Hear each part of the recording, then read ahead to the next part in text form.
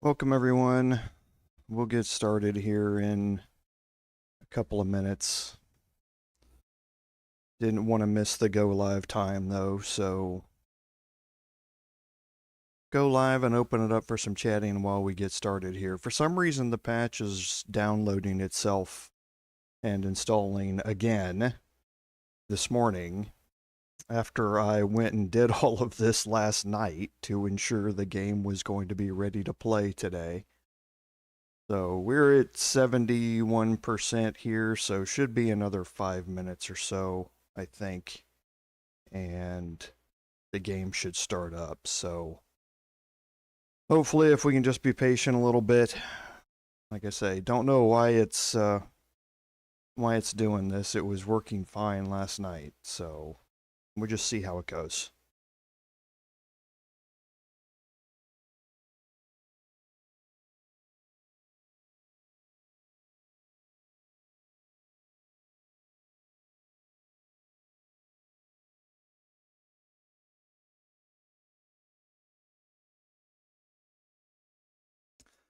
I mean, that's just, how it goes, Philip. I mean, the being able to talk to some of the NPCs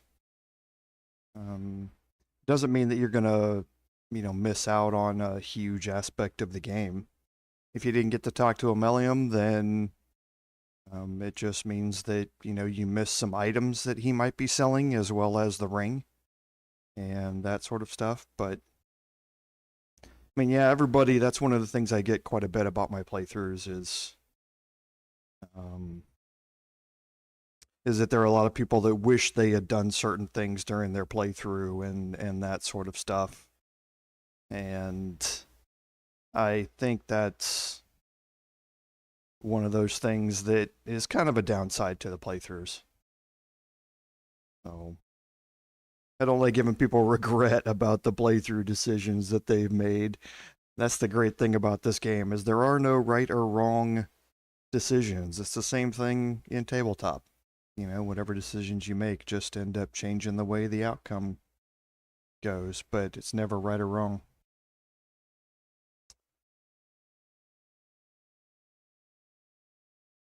I know, Eric, that there have been some nerfs.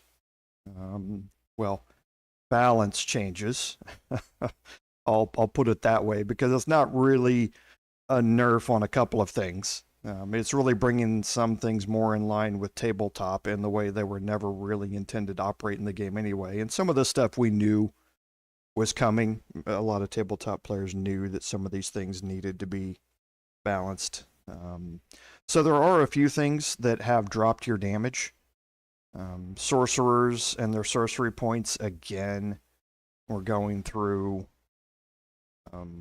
a balance where there was an opportunity to, again, for the second time in the game, have unlimited sorcery points and have those sorcery points be applied in ways that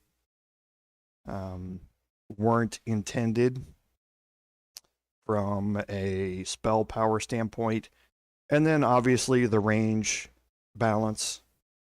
Everyone in tabletop knew that wasn't being applied right. So seeing that, yeah, there are a few things in the patch that have decreased the difficulty. There are some things that have also increased the difficulty on tactician mode. So if you're playing tactician, then yes, there are a few encounters in Act 3 and also one in Act 2, I believe, that have been adjusted to make them harder in tactician mode. And yeah, the methods they talked about in the, and I'm gonna pull them up now.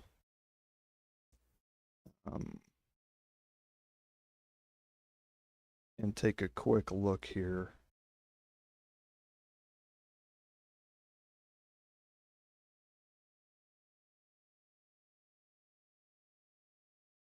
Because I know they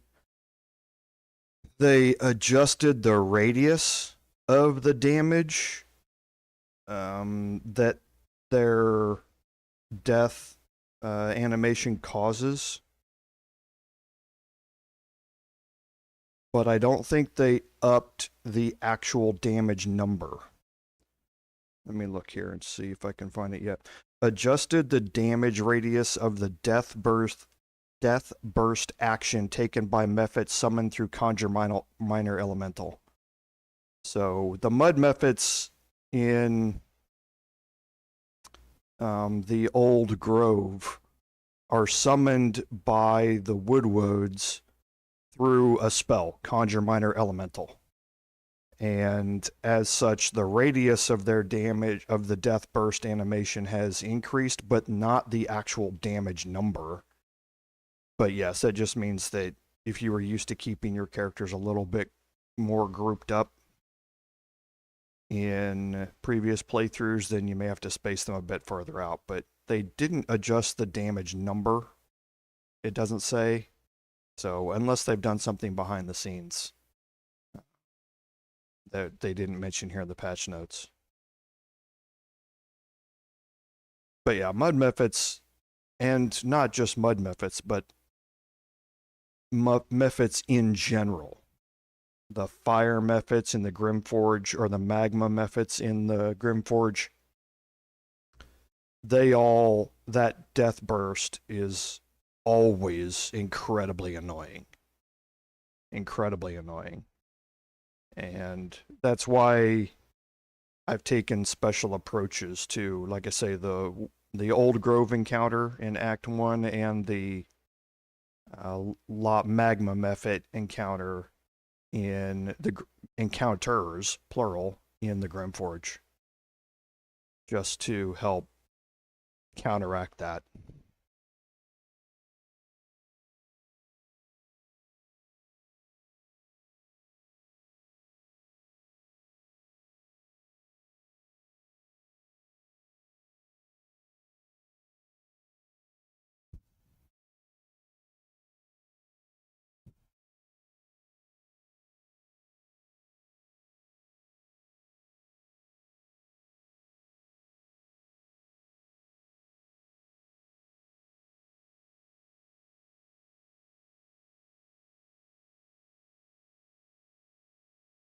Hey, Ostermar, welcome to the stream. We'll get started here in a second. Like I mentioned earlier, for some reason, the patch is re-downloading and installing, even though I did this last night. So we're at 92% now, so should be starting up here in the next few minutes.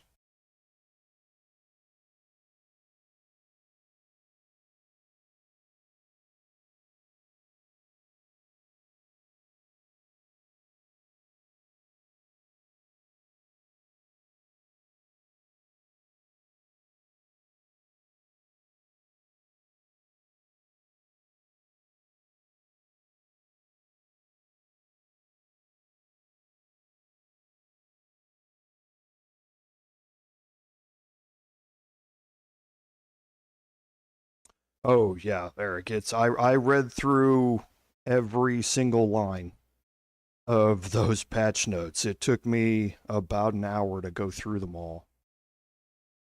And there's a lot. There is a lot in there. They have taken care of several forum complaints concerning certain interactions. They've taken care of, like I say, what I think is a good balance pass for certain class abilities and that sort of stuff. So, Ostamura, very few things in the patch notes were directly related to difficulty level, with the exception of Tactician and Explorer. There were 3 or 4 encounter changes that were specifically rebalanced for Tactician mode. And I think there were 2. I'm actually going to go look here real quick.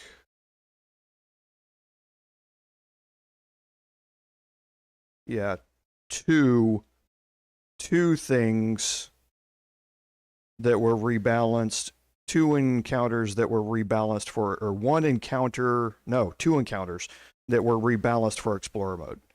Nothing specifically said balanced mode, with the exception of we're doing this both in Explorer and balanced, sort of thing. So they didn't, balanced was always meant to be the baseline for everything, and then they were always going to adjust Explorer and Tactician around that. So I would have been surprised to see anything specifically related to the balanced itself.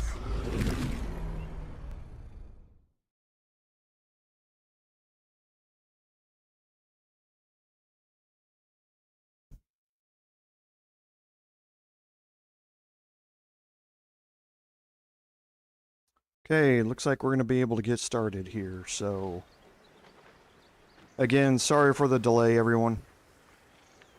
I don't know why it decided to do that, but... I hope everything's okay with the game. I'm sure we'll find out here in a second.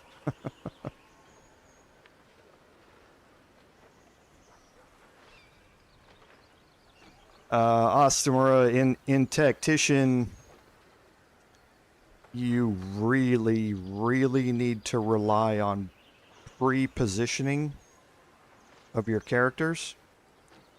You need to rely on pre-buffing your party members prior to an encounter.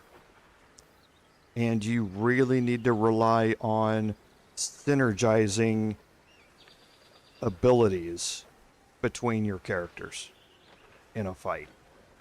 There is, and honestly, from my personal playthrough, be prepared to reload.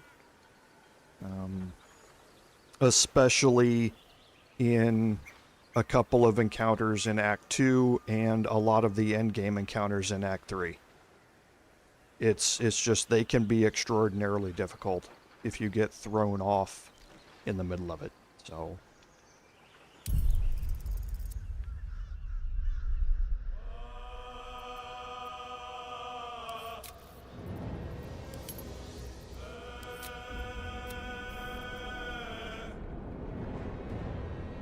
So we'll go ahead and get started here. Welcome everyone to today's live stream, which is episode 18 of our Baldur's Gate 3 Bard gameplay series. I'm Commander Jorval, and I want to thank you for coming along on our journey today. So, as I mentioned in chat at the start of this, I apologize for being started a little bit late here. I spent last night downloading the patch, installing it.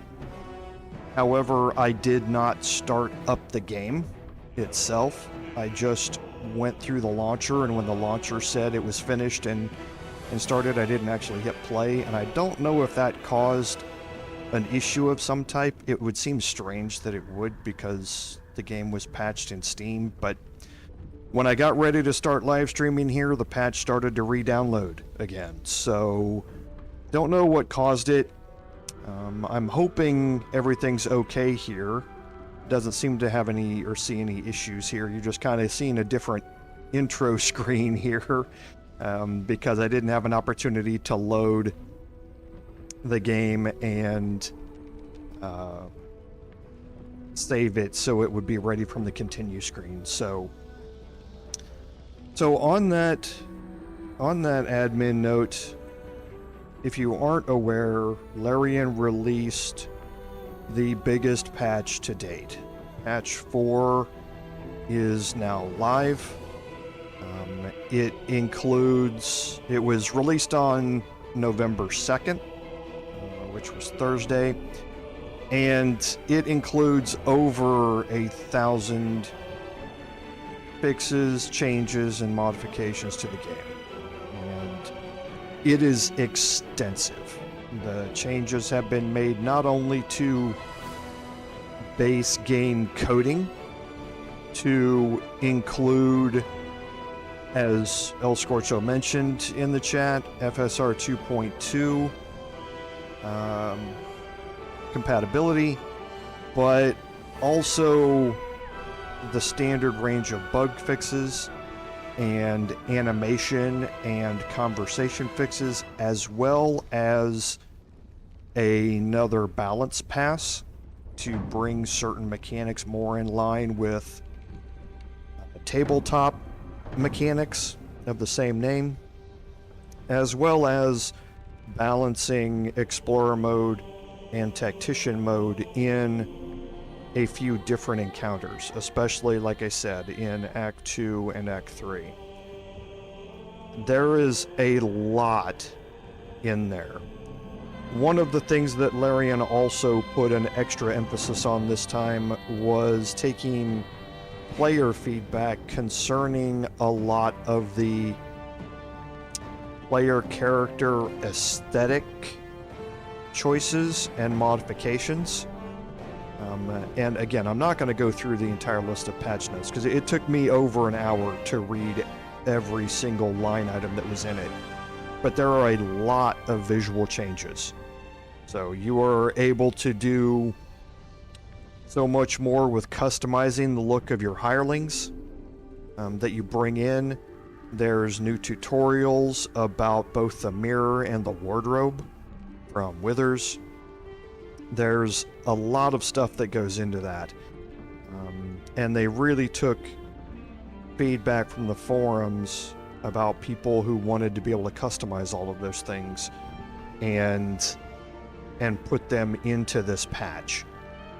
They're considering the timing that Larian had been going through on their patches. There was a little bit of extra time in between patch 3 and patch 4, and I think people had gotten a little spoiled, to be honest, to be perfectly honest with you. And there were some grumblings about people thinking, is Larian still going to be putting out a patch anytime soon, and all of that sort of stuff. And now all of those people who were wondering about that have now realized the scope of this patch and have just been congratulating Larian on the amount of work and effort that they put into putting this thing out, because it is a lot. So this is, again, feel free to, inside the launcher, if you're playing the game on Steam, there's a link inside the launcher that will take you to the patch notes. You can also, just run a Google search or go to the Baldur's Gate Game 3.com or Baldur's Gate 3.game website and take a look at it and navigate your way through it, because it is incredible, the amount of work that they've done. And it is not just, last thing on this patch is that it's not just patches for the PC version of the game. There are extensive patches and changes to console versions and controller usage on consoles, as well as Steam Deck, because of the FSR 2.2 compatibility now. So it's really good to see that they're not entirely laser focused on one platform. They're taking input from all platforms and putting it all together and putting out something that really is a benefit to everybody. So if you don't have, as I said before, if you do not have automatic downloads set to work on your game file, then make sure you go out and get that update installed, because it brings in a lot of very necessary changes for gamers in their playthroughs. So I think that takes us through the admin notes. So on our recap, as you can see from the screen, we ended up last week at the Bibberbang forest, so to speak, in the Underdark.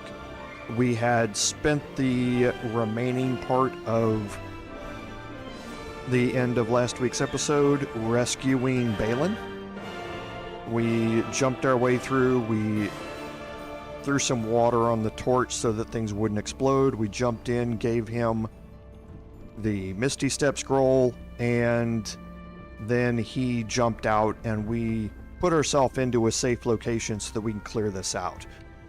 We need to be able to clear this out without causing any explosions, and that's what we're going to start off doing today. So we'll go ahead and jump in here. Hey, Mean Deed, welcome to the stream. I appreciate you being here.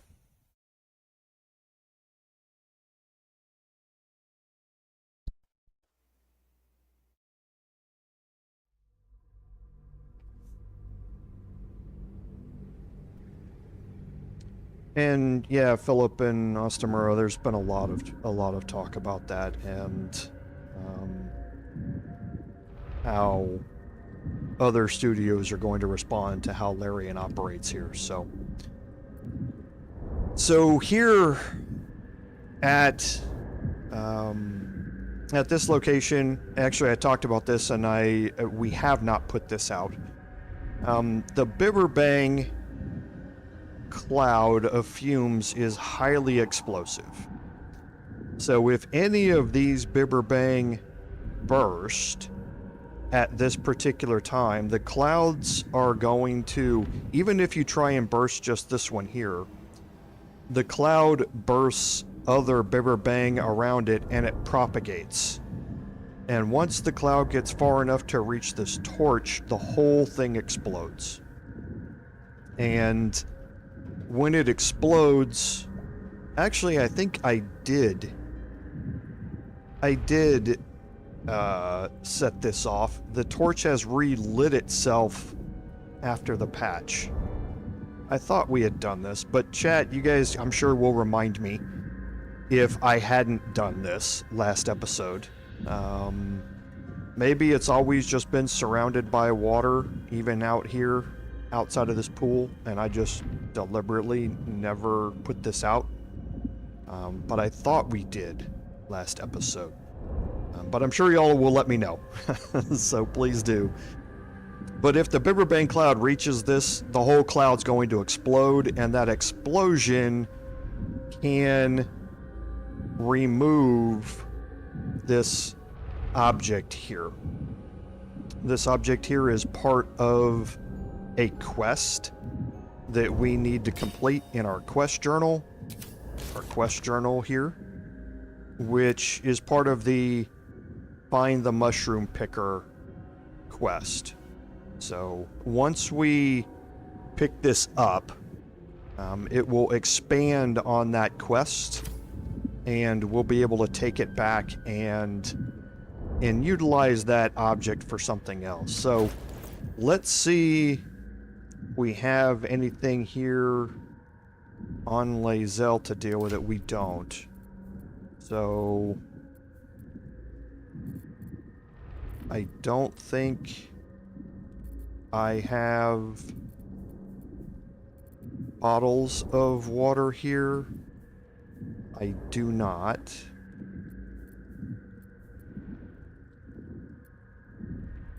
Okay, so she does have rain. I thought I moved Rain Dancer onto her, and I did. So here we're going to temporarily put Rain Dancer on her. It looks like I need to take a short rest here. I would prefer not to do this. Yeah, I know I did, because that's why Rain Dancer is gone. It's not available. It's because I already used it to put this out once. So, but I'm not going to have a choice here.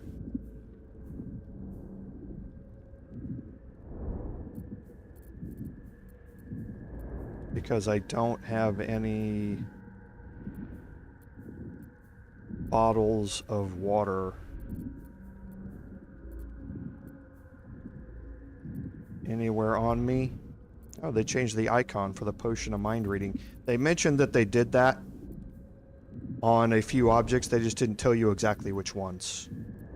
They have changed certain objects to give them more distinctive icons to help differentiate them from others so that they're less confusing.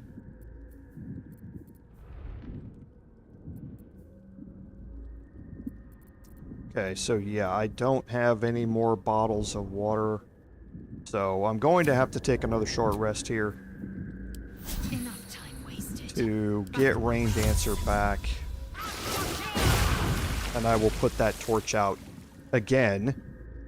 And just for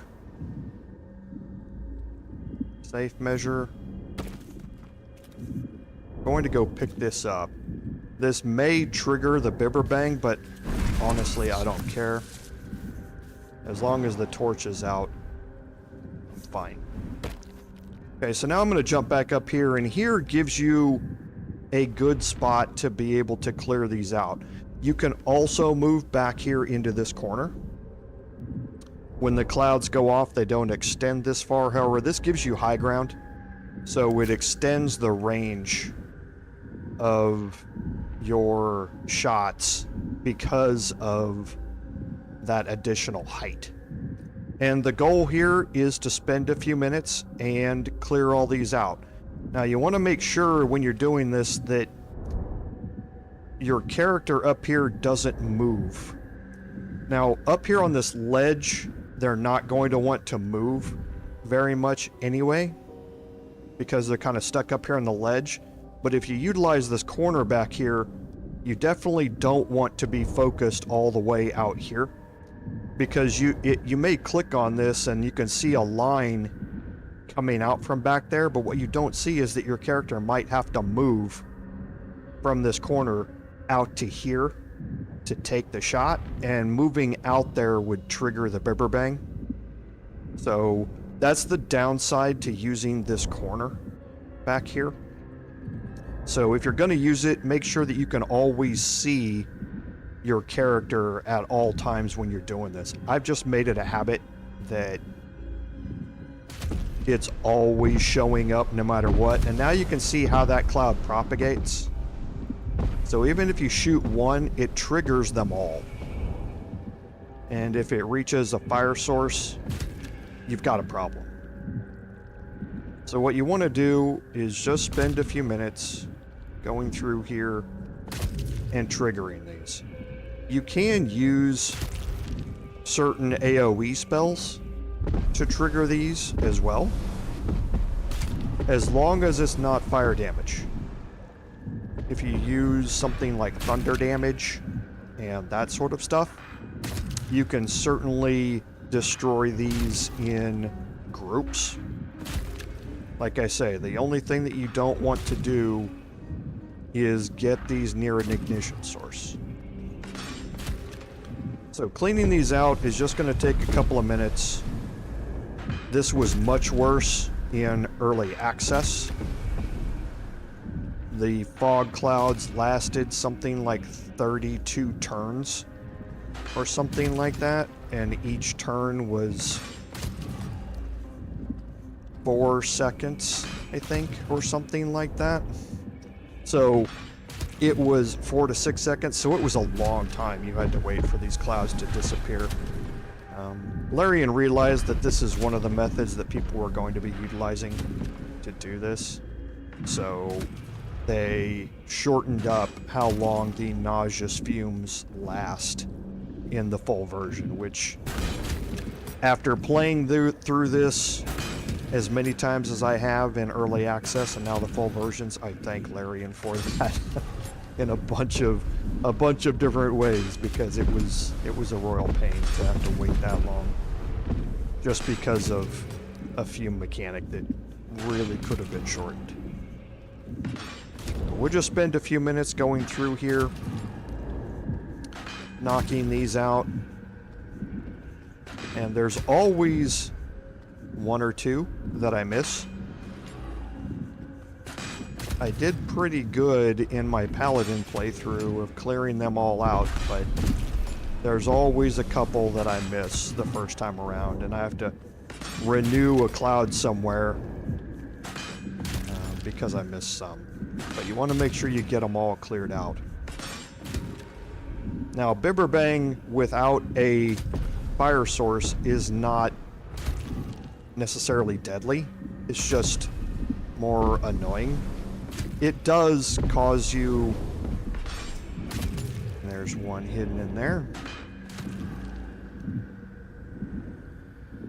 It does cause you damage inside the fumes, but it's not something that is going to kill you. So I think that's it. So now we're just going to jump, and you can see back here in this corner, and I've already killed one here, but back here in this corner, the cloud actually comes out to about here. So you are safe back here in this corner. And to illustrate what I mean is, see, my character is moving to get to this shot, but you may be out here and not notice that your character has to move to be able to shoot this. And if they have to move out there, that may trigger other Bibberbangs around them. So just be careful when you're using this corner method. So what I like to do is shoot the nearest one, and then you can see where the edge of the cloud is. And you can kind of move up to that area and just keep your character in view while you clear out the rest of them.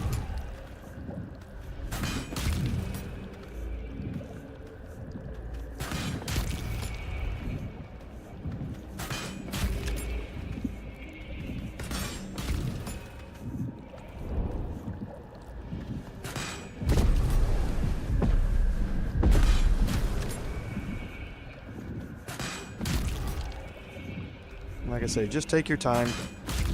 There's no sense in taking any additional damage or anything. Just make sure what you're clicking on before you click on it, and everything will be okay. And I forgot a bunch of them over here.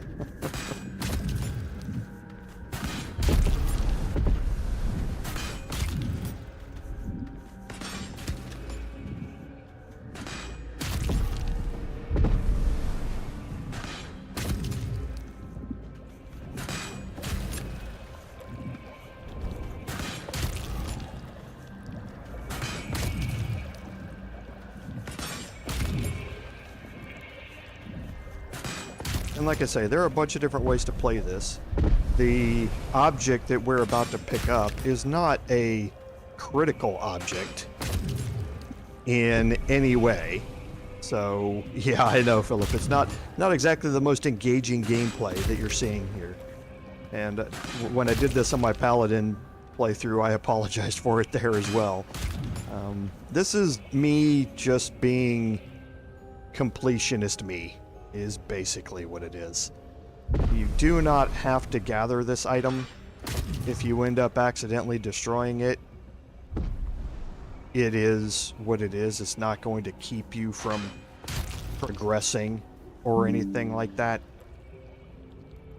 It does add an extra benefit, which you actually aren't going to see for a while.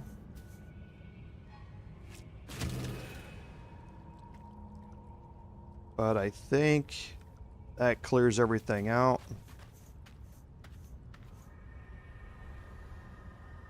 Okay. Now holding left alt, you can see we have the Noblestalk up here. Okay, and Have a lot on my mind. we can... Well, in it.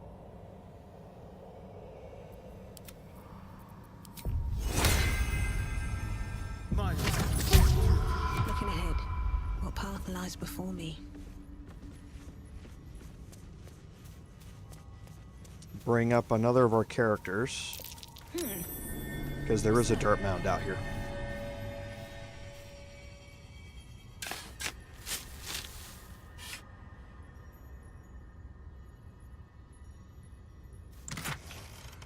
Okay, just a silver ingot, some gold, and a grease bottle. And now you have the Noblestalk. So the Noblestalk, when you pick it up, does go into your inventory as a quest item here. So it does have an orange border around it. So restores a creature to full health and removes all conditions that negatively affect it when consumed. That's important to realize the potential uses of the Noblestalk. So, as well, we'll explore some of it as we go here. So, because Shadowheart is not in our party on this playthrough. I think there's another one here. Yes, there is. So, Shadowheart, as you all know, has had her memories suppressed. And that was part of her bargain as a disciple of Shar, was to have her memories of her childhood suppressed when she became a disciple. The Noblestalk can, and I'm trying not to get into spoilers here, but the Noblestalk can't necessarily restore all of her memories, but it can help with that condition partially, because it is a condition that affects Shadowheart. The Noblestalk can also be used for a few other conditions, and we'll explore those when we get back to camp. So here we have explored all of the Susser tree already. So I think we are ready to head back to camp.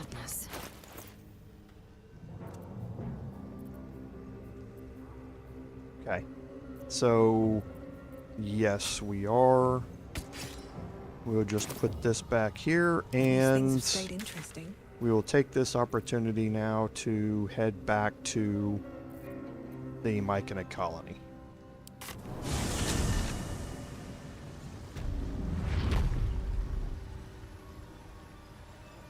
Okay, so for this,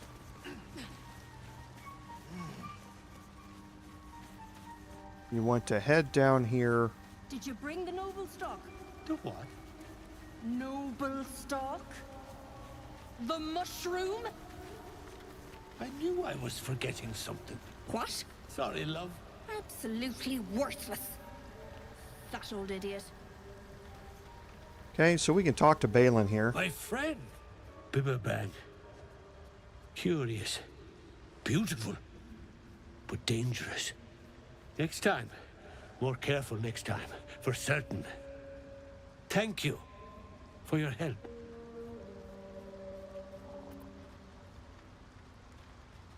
I think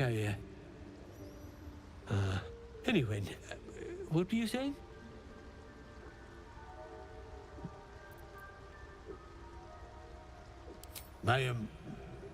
My words get away from me. You'll have to ask Dereth. She knows the ins and outs.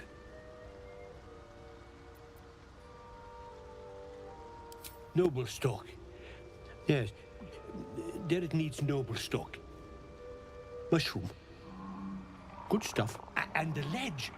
Yes, I was on a ledge. Crumbled to bits. And I tumbled down. The shop. The shop needs all we find. Bonecloaks. Baldur's Gate. Anything sourced here. Very high rate of profit.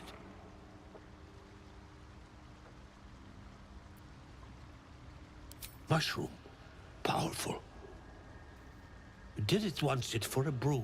She's very good, my Dirith. Very good at a brew. Okay, so we're not going to show him the Noblestalk here. We're going to leave, and we're going to go talk to Dareth. 70 years of Remember, I commented on this previously. At our first encounter with Dareth, you can see that she has some scars that she has incurred. We don't know anything about it other than, you know, she has all of her wits about her, and Balin no longer does. And we can talk to Dareth here and see if we can expand on that somewhat. Look at that. Got my useless old man back. I suppose that's your doing. His hands are empty as a whole. We'll have to send him back out soon enough.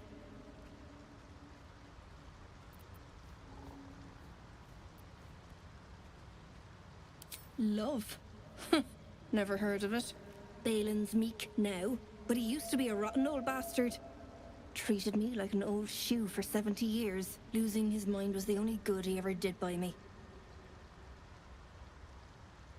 Okay, so you can tell that he wasn't really a good guy prior to, quote-unquote, losing his mind. Collecting Noblestalk. Valuable mushroom. We've a shop in Baldur's Gate. The locals go mad for it. Nearly nothing it can't cure. Blindness, poison, hair loss.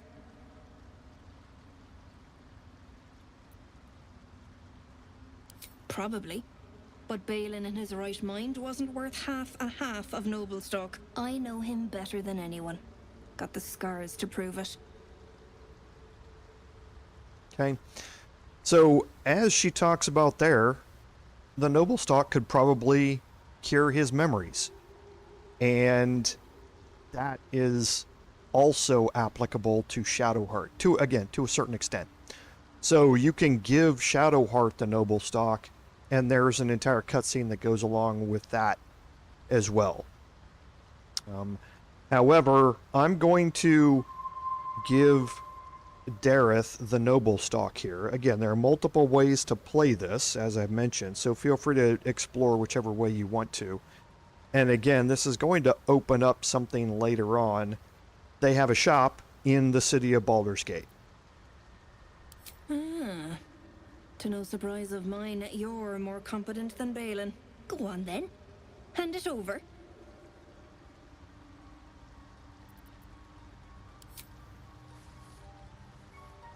Thanking you. I'll be on my way then. Look, I do thank you. Come visit me in Baldur's Gate if you find yourself that way. I run a shop called Bonecloaks. Balin nearly sunk the shop to pay for a drink.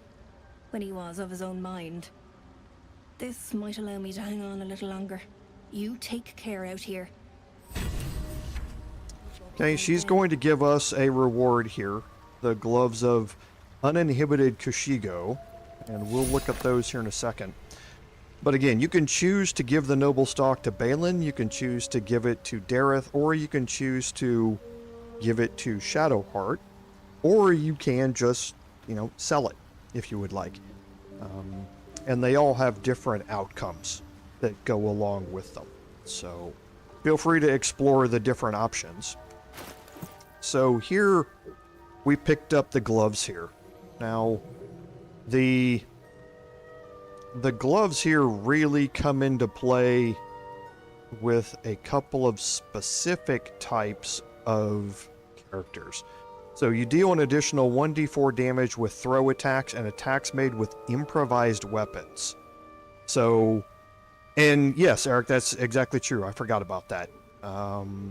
The Dark Urge character can take the Noblestalk as well, and you'll have a small cutscene associated with that. So, the wearer deals an additional 1d4 damage with throw attacks and attacks made with improvised weapons. Now, there is a specific class that is good at both of those things, and that is the Barbarian class.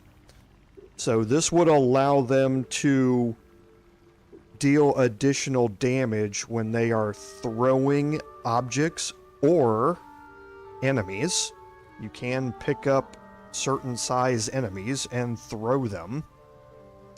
And you can also pick up other things and throw them, like barrels, crates, and all that sort of stuff, as well as using things as improvised weapons in your attacks. And this would gain you additional bonuses for that. I am not going to be exploring any of these. The monk class also has some of these same abilities. to it. So for either one of those, this can be an increase in damage to them. It's not something I'm going to be focused on in my playthrough, though. Oh. Let's go ahead and put this back away since it didn't use it. And... okay.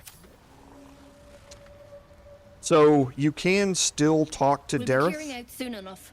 No point in lingering now I've got the Noblestalk.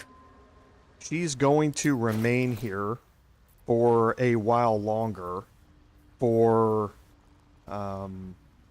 you to interact with her. So don't think that she's going to disappear here. She's going to be here throughout the remainder of the time. So if you want to come back and sell stuff to her for a while, that's perfectly fine. So, hey Smurf, welcome to the stream. So I just want to go through and make sure that there's nothing else here that we need. Oh, enough waiting. I crave blood. I don't think that there is.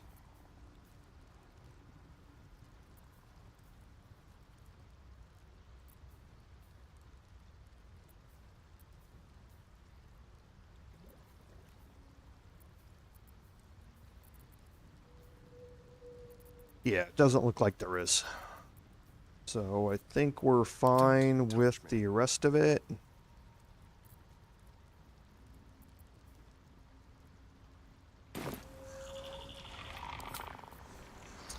Okay, so now taking a look at our map, we have a couple of different things to go explore. And the first is, well, I guess the first technically is this quest marker here. This quest marker here leads us up to the Zhentarim hideout, and we need to go up here and explore this area as well. However, we're going to come back and do that after we have cleared out this area down here, which is the Decrepit village. This is where the quest for Free the Deep Gnomes and the quest also for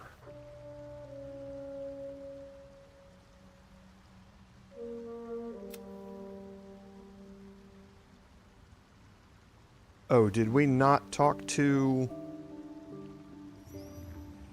I think we didn't. Yeah, we haven't yet. So we skipped talking to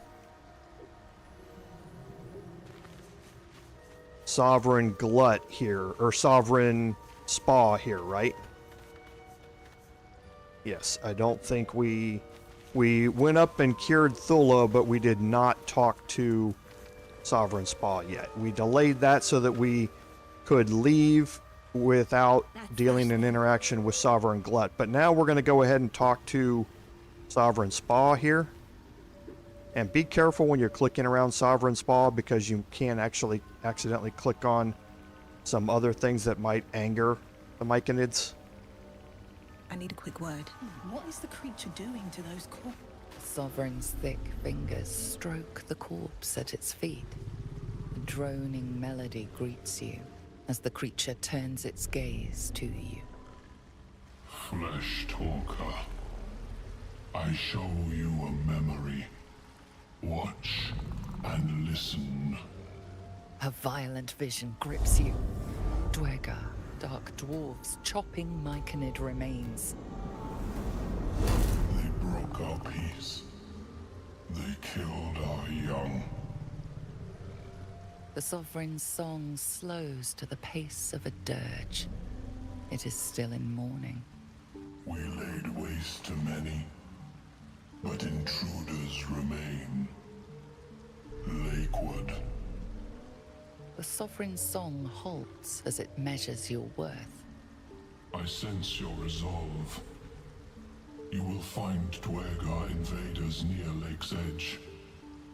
Cleanse the rot. Destroy them. Let us spill blood. Duergar or Myconid, I care not which. Okay, so we do have some bard options here that have expanded our choices here. So let's do some bard specific choices here first. The Sovereign Song twists into images. Duergar changing size, slipping in and out of invisibility, invoking craven divinity. An illusion comes over you. A Duergar choking on a cloud of gleaming dust. Accept this gift.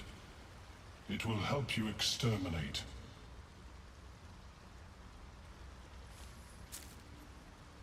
The Sovereign gifts you one more vision. A wall of vines parting to reveal glowing light. Riches of magic and mind. Cleanse the rot, and they are yours. You do the Circle a service. We will await word.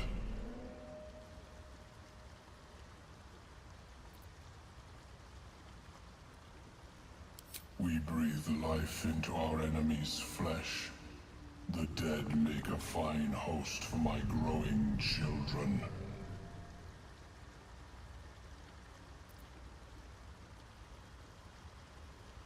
You may not. The spores hear only the circle. They dance to no other harmony.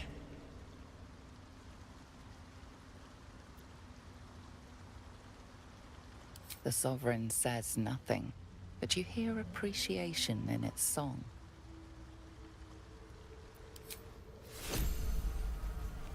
Okay, so we've picked up an item, or two items actually, from them. A haste spore grenade. These are craftable, actually, with the right items. And this is an AoE haste spell, basically. So when you throw this down in an area around it, all of the creatures that are inside that radius are going to become hastened. So it can be, like I say, as a AoE haste spell, can be very, very useful. And now that opens up a quest marker down here for defeat the Duergar intruders. This leads us farther along through the Underdark to another section, which we're going to explore in a bit. But first, we need to clean this out. So to do that, it's close enough that I can just walk there. And we're going to head down this direction. And what does my spell economy look like? Where am I needed? It's still good. What to do? I should be able to do this without a problem. With haste. So we're going to head down here. Fleshwalker, tongue talker. Far you've come. Reach into memory. Tell me of home.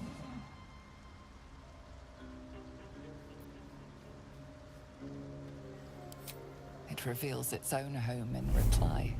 A humid cove filled with decaying Myconid corpses. Duergar destroyed my people. I am a sovereign with no circle. This circle does not welcome me. But I have heard the song.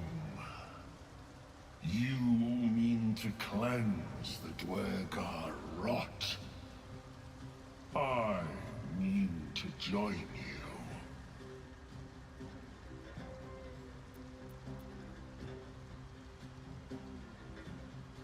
I am the danger, and I am the cure. They erased my people. I will erase theirs.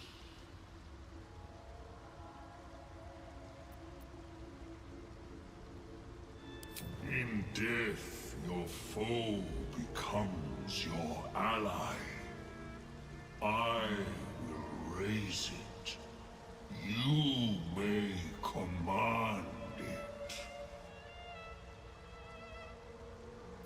Okay, so you can choose to leave Glut here. In our Paladin playthrough, we have Glut with us, and you've seen how powerful Glut can be. Glut comes with an ability called Animating Spores, which he can literally raise a dead enemy back to life, and you can control them. This was one of the changes that was mentioned in patch 4, in that previously with Animating Spores you could raise a magic using character, and then when you controlled that character you had access to their spellcasting abilities. That was never really intended. It doesn't really line up with most of the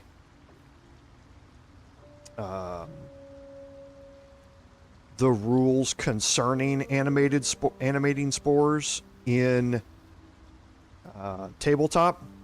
So they did balance change this so that now whatever character you raise, you have its martial abilities, but not its spellcasting abilities. And that's simply because it doesn't really have a brain anymore that is capable of conscious thought.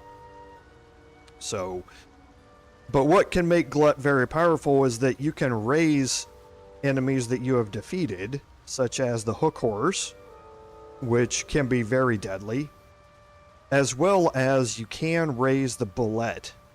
As was brought up in the comments on the Paladin livestream, you cannot raise the Spectator, and that's because the description of Animating Spores says that it will not work on aberrations, and the Spectator is an aberration. So you're not going to be able to raise it or reanimate it. So the tooltip when you hover over the Spectator says the creature must be a monstrosity, which is an incorrect tooltip. It's really trying to tell you that it can't be an aberration. So, but you can raise the Bullet, and the Bullet has a lot of hit points, has some very powerful melee and jumping attacks. So using Glut to raise any of the dead creatures on the map out here can be very, very useful. I'm not going to take Glut with me on this playthrough. You're going to be able to see the interactions that you have with Glut on the Paladin playthrough. I'm not going to utilize Glut on this, on my playthrough this time. Doesn't mean he's not very useful. I just don't need Glut for what I'm going to do, because I've already cleared out the entire remainder of the map. I have done all of the other combat encounters here in the Underdark, or in this section of the Underdark. So I don't need his help for what is left down here in this. I'm perfectly capable of handling this combat encounter without Glut's help. So You'll see the interact. If you want to see the full interaction with Glut and what he can and can't do and how that whole thing plays out after you have helped him in the Decrepit village, then you'll just have to tune into the Paladin playthrough. Shameless plug there, I know.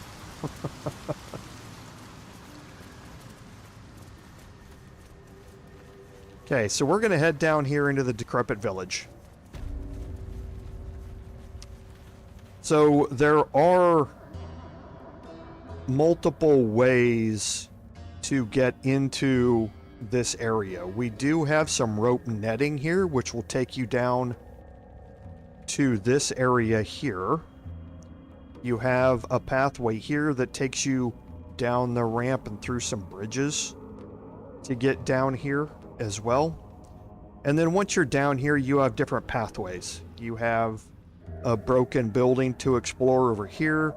You can take this bridge over here onto this side and explore here. And then you also have another way to get down into here by jumping from the area. This is the entrance to the Arcane Tower. By coming down here and just jumping across this chasm here to get into this area. So there are multiple ways to get into here. And that can be very useful if you're trying to navigate the bullet into this combat encounter, because the bullet has a really large hitbox and its movements can be fairly restricted. So having multiple different ways to maneuver the bullet into this area can be very, very useful. So for us, what we're going to do is go into hiding.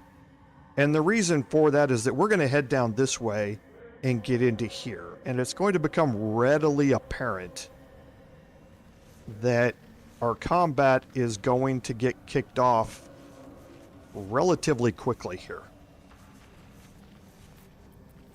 I'm going to split my group here. Watching and waiting. If this isn't important, step carefully. With every breath, a purpose. Taking my time in the shadows. Now I'm going to head down here slowly.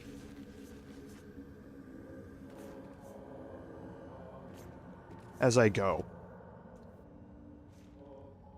So another trick, and again, this is a little bit abusive. We've talked about it before. When you're in hiding, and also not, well, you don't have to be in hiding if you hold the control key, but when you're in hiding, you can see your pathway here, and it will let you know where you can and cannot go.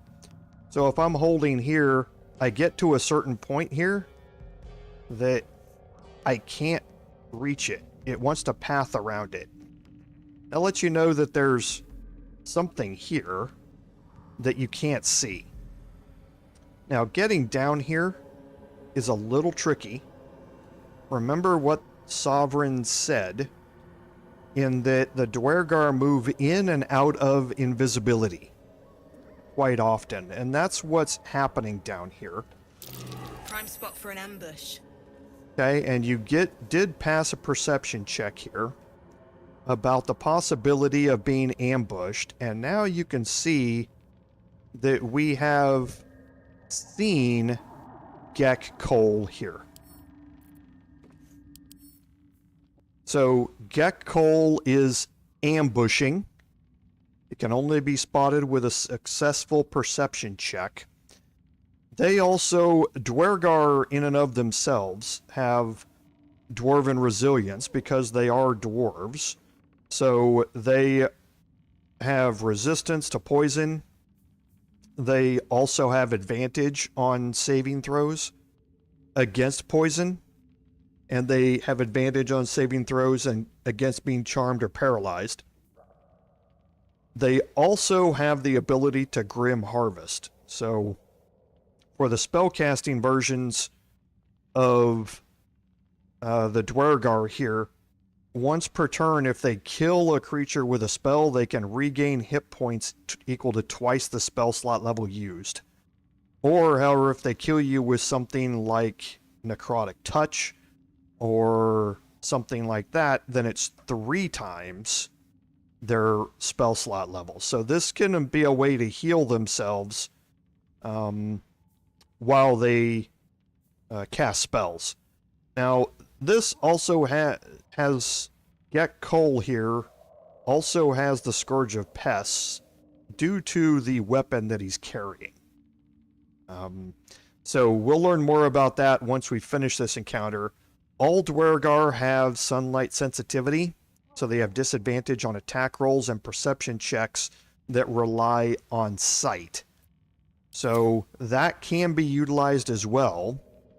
What we're going to try and do here is see if we can make it through this ambush here or not.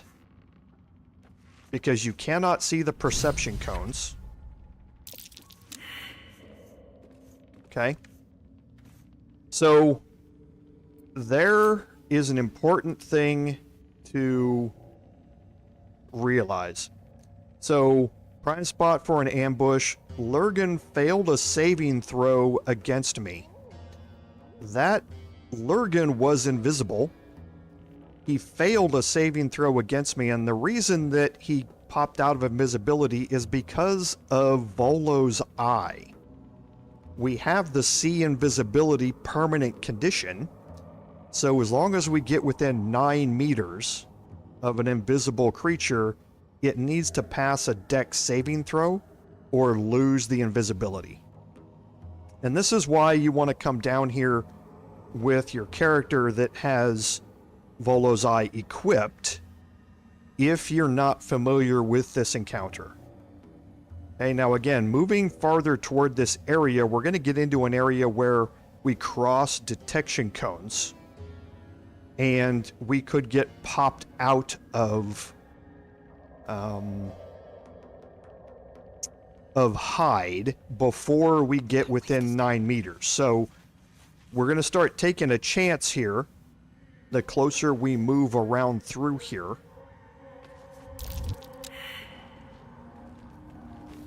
Okay, so we did... Gek! Got someone sneaking up on us. Okay, so because of that detection cone, we failed our hide check. He failed his invisibility check. But because we failed our hide check, we're now presented with an option here. So we're in conversation here with one of the Duergar. And again, you can attack or you can try and play this out a different way. And now we can see the detection cones here, at least for Holvik, who is the one who's, like I say, covering this entire area. You can also see that there are possibilities to get around here. So let's see if we can exploit this a little bit with Lae'zel and see what options we have to start this combat off, because we are going to get into combat here. I'm not taking any other option except one that leads me into combat. So if I'm going to do that, while my bard is distracting that Duergar, let's see if we have any other options here.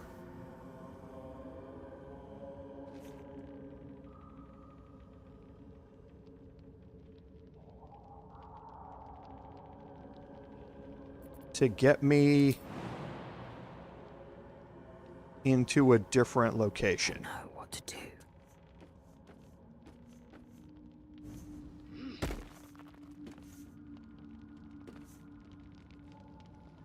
Okay, so Lae'zel's still in hiding. Now you can see that Lurgan is facing this direction. So is Holvik. Gek Cole, however, is not. Gek Cole is still facing down here.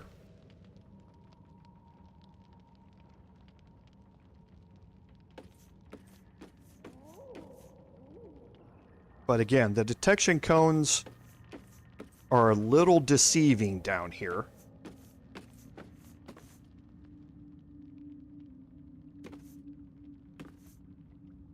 Okay. So here we have an opportunity to start things off with Gek coal here. And we can take advantage of the verticality in this game to do so by starting off with a pushing attack melee that's going to do damage and knock Gek Cole down there to the bottom where he's going to take fall damage. Okay, so he passed his saving throw against the pushing attack, still took a large amount of damage, and now we have Lae'zel into this fight. Okay, so looks like he's trying to move, so I'm going to use my opportunity attack here. Okay, now they are surprised. I've got a long road ahead. So you can see they are surprised for one turn. If you attack using that dialogue option, if you are found, they're not going to be surprised. So by attacking one of the out of combat enemies, I have now inflicted the surprised condition on them, and now I control this outcome in a much better way. So I'm going to sneak Will up here and see if I want to make sure that Repelling Blast is on.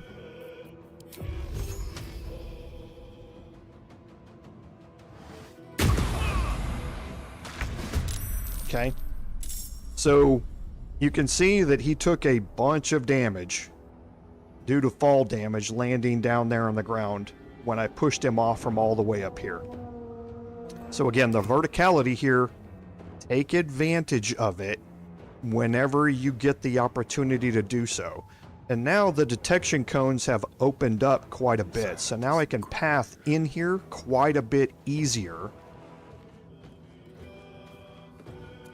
to get to locations that I want to go. Because here I have an opportunity to make an attack against Holvik. There's also another Duergar up here that has gone invisible, I believe. Nothing will stand in my way. Yes. So Novice Garmor is still invisible.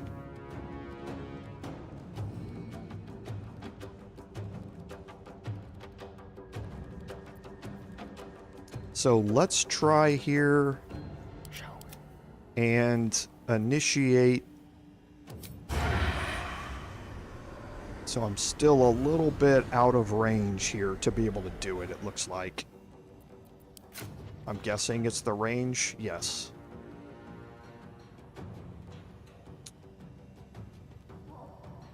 Let's see if I can kind of exploit the movement mechanic a little bit here. Can I see around that wall? No. I can't. Nope. Well, I can a little bit. So if I make this attack here,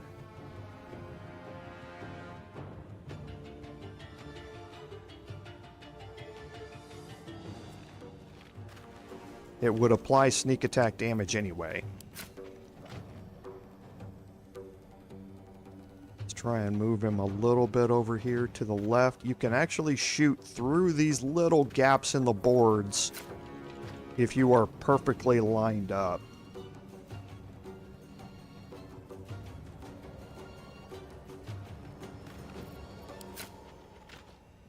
Right there.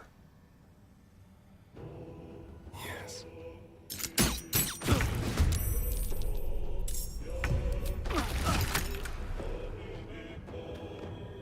Okay, and now where I'm at, I'm just a little bit short. He's got 5 hit points left, and this is going to illustrate something else that was brought up in the patch notes. People are complaining about this, and I don't think they should be. Ranged combat got a balance pass. I don't call it a nerf because the game never intended to operate this way. But we all took advantage of it. Your offhand attacks with ranged weapons were never intended to get your dexterity bonus applied to them. The only time that applies is if you have the dual wielding feat. And in that case, both or your offhand weapons gain your ability modifiers to them. So melee weapons have always been that way, in that the bonuses applied to them never included your ability modifiers. However, ranged attacks, it always applied the modifiers. So here they have now put that back to be in line with tabletop, in that your offhand ranged attacks are going to be doing the base damage. And again, not adding in the additional +3 from his dexterity. So that would have killed Holvik in the past, but it does not do that anymore. That is exactly how tabletop has always worked. That's how melee offhand attacks have always worked here. People are calling it a nerf, but it's not really, in my mind, a nerf. It is a balance that brought it back into line with what it always should have been from the beginning. So, and that's what Eric was just talking about. Time to switch Astarion to a longbow.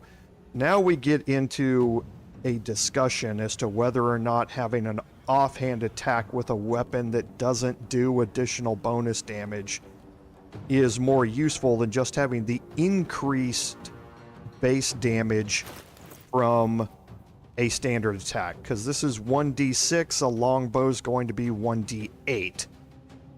So that's going to give me the possibility of 2 additional damage on the main hand attack, whereas right now my hand crossbow is giving me the possibility of 6 in my offhand, but no longer 6 plus 3 for 9 possibility that it used to have. So it opens up some discussions about all of that and how you want to utilize your characters as you go forward. So I will ascend.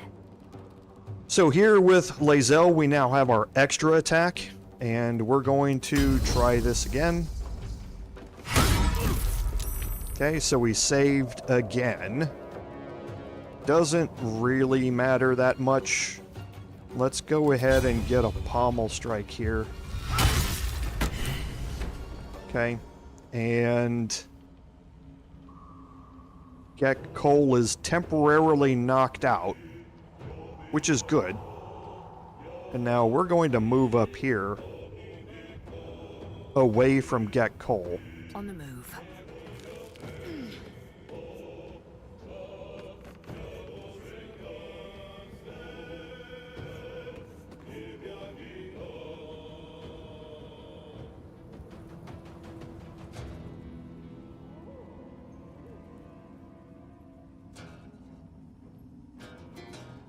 Okay.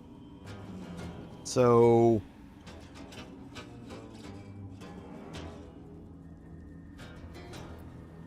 the movement here, I'm going to actually save her action for now. Let's get this over with.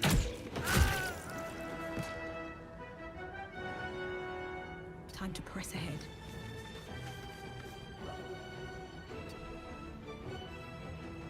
Okay.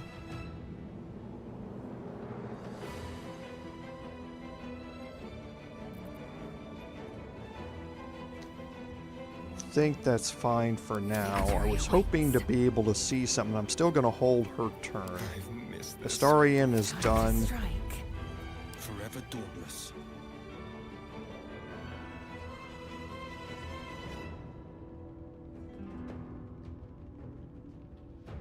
Making my Just move. going to move Will down here a little bit.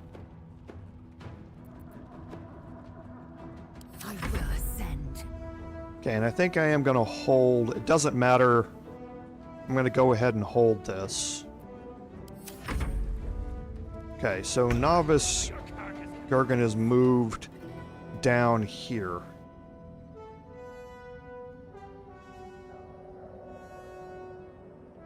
And that's perfectly fine. So I'll move Lae'zel back down here. Taking position. Try and kill Lurgan with a ranged attack. Okay.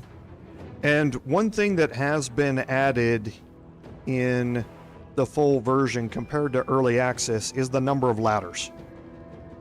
We have a regular wooden ladder here.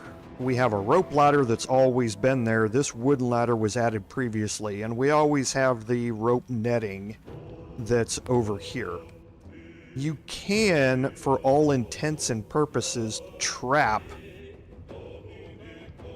enemies down here. And that can become important when you see how this begins to play out with what Novice Garmor does. So I am not going to be able to get myself into a position to detect Novice On my way. Garmor from up here. My sea invisibility only works within 9 meters, and that's not enough to get me down to here. So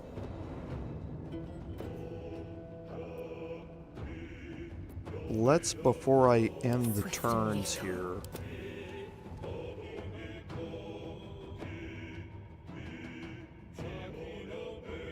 because I think Novice Garmor is over here on the dock somewhere.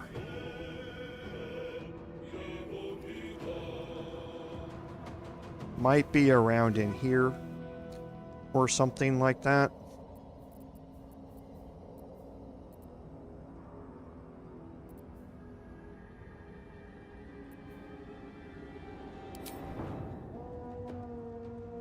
Oh yeah, forgot about the range on that.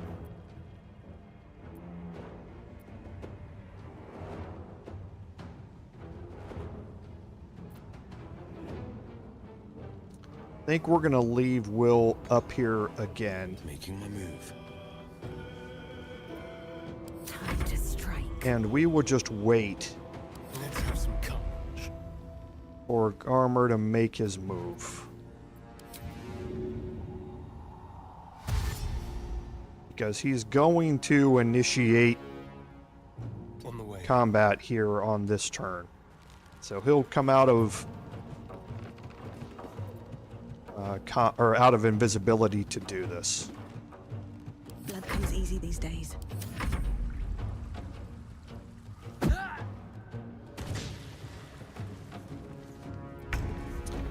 Okay, so luckily just did a throw attack on me. So you do not want Garmor to get close to you. The reason for that is if you examine him, you can see that he has unarmored defense. That should be a key right off the bat to let you know what class Novice Garmor is. He's a barbarian. The last thing you want to do is have him get close to you and rage and start using barbarian attacks on you. Things can go sideways really quickly, and this is what I meant about the ladders. You can destroy these ladders and effectively either trap him down here if you destroyed the rope netting as well, or destroy these 2 ladders, and then he will make his way all the way over to the rope netting and all the way around here. And you then have the opportunity to keep him trapped or do ranged attacks on him as he tries to path around.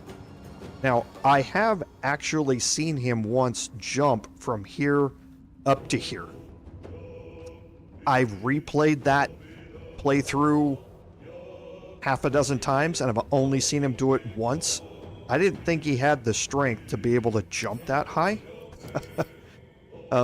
He's got a 16, but it's not an 18.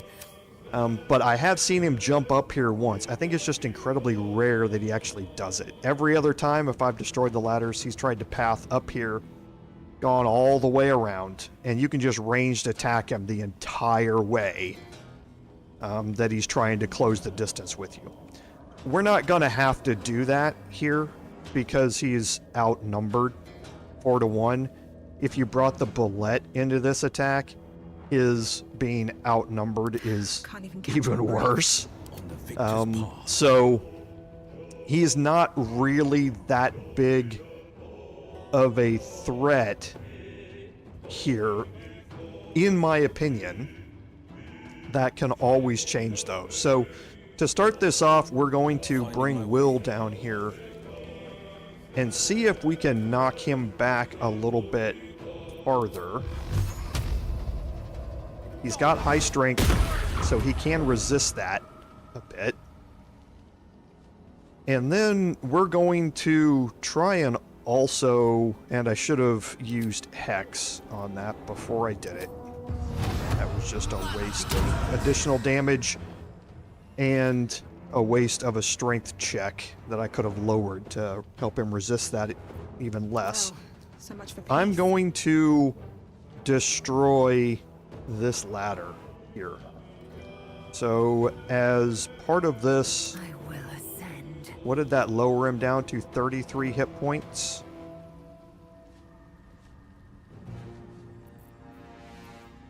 So from here, actually I don't think we're going to even need to. Let's just take Lae'zel down there and let Lae'zel be Lae'zel.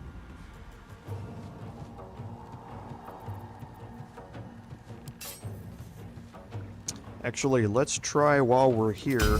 Might as well try a disarming attack. Okay, so we saved against it. I'm actually curious about that.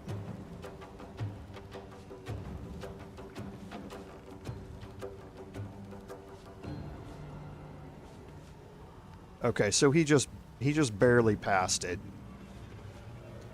Because that is a strength check, and we have hexed strength. So, but now we get our extra attack. And that just ends that, so. Wasn't nearly as difficult as made out to be. But you can, if things start getting difficult, if Gek'Kol raises the zombies down here, then you can certainly destroy these ladders to make it a lot easier to crowd control and that sort of stuff. Here we just didn't need. This is what I meant by the fact that I didn't need to bring Glut for this. If you initiate the combat and you put them into surprise, you get an entirely free round of combat out of it. So Something good here, I hope. at this level, you shouldn't have any trouble with it.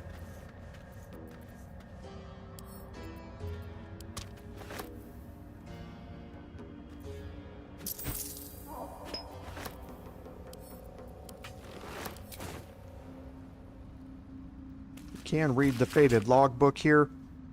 This talks about the mining expedition here and what's happening. Basically, nothing really important here. That there were 2 mining sites that they tried to find, or that they did find. Light on my feet. And now we're going to explore a little bit more of this area. And we're going to head over this way first.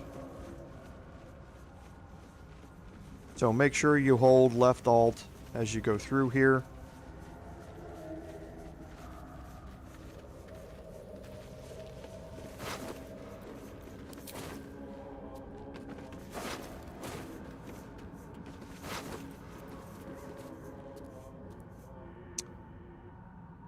Okay, you have the crooked wand of fireballs.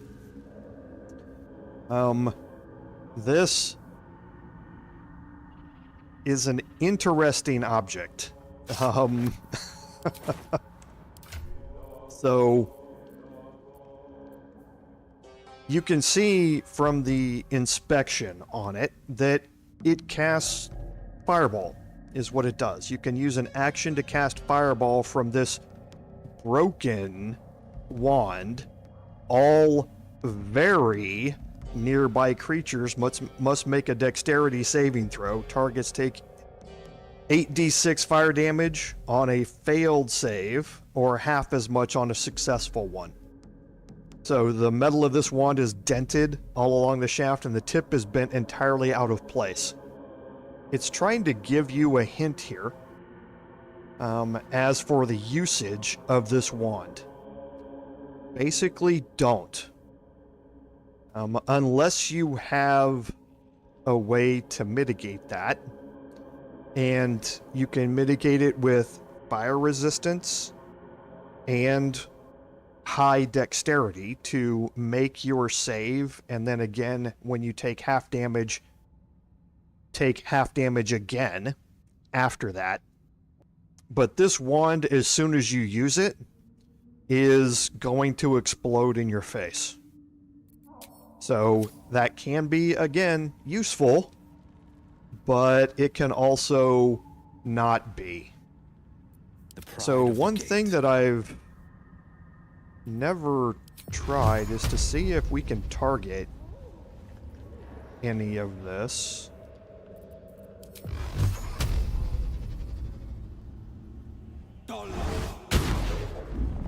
Okay, so you can't target it that way. Oh, enough waiting. I crave blood. In chat, have any of you tried to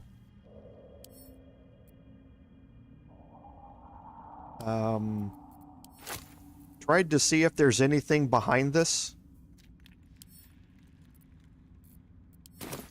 It doesn't show Still alive, so that's progress.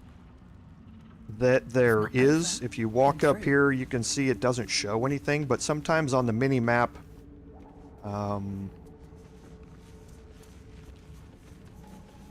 secrets, true secrets don't show up. And there is an area behind this, but none of it shows up as targetable. So I'm interested just to check. I've got an additional one of these.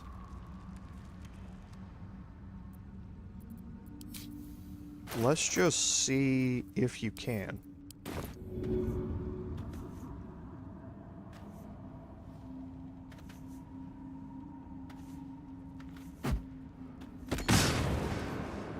Okay, it doesn't look like you can. I haven't found any way in there. If somebody in chat knows of a way, let me know. It's just one of those additional things, you know, that you look at and go, it kind of looks like there might be something back there, but I've never found a way to get back in there. So now we're going to cross over to this building over here. Eric, they boosted the loot, if I remember right, and you can run a search, a text search on the patch notes. I believe they beefed up the loot on only one particular chest. I think is what the note says.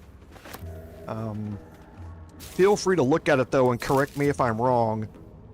And I have not had the opportunity to go to the forums today to take a look at it and see exactly what chest they were talking about. But I don't think they boosted it on all buried chests.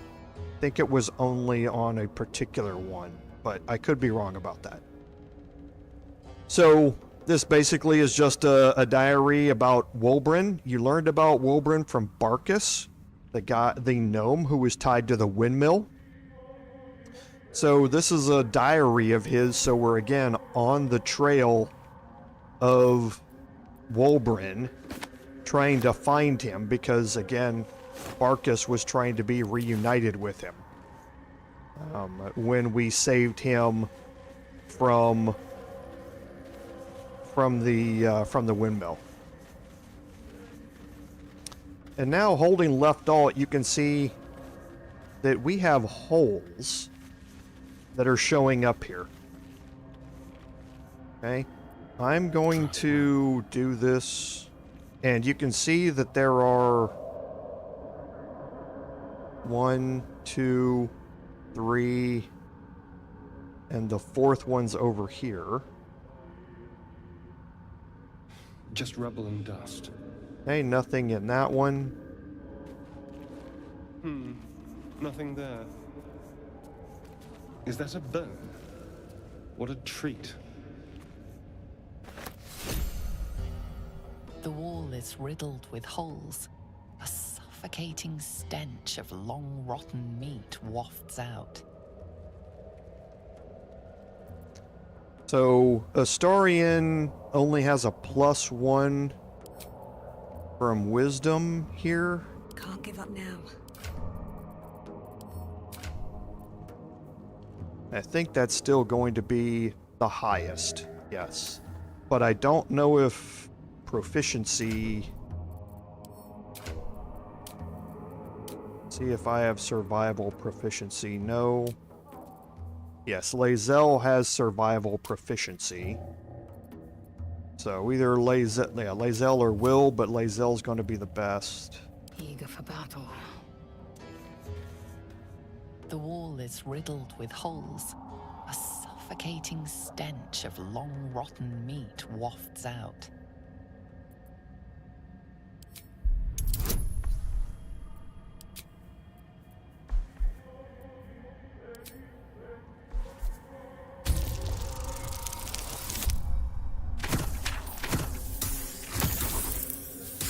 Had a chance to work, but we needed a perfect roll.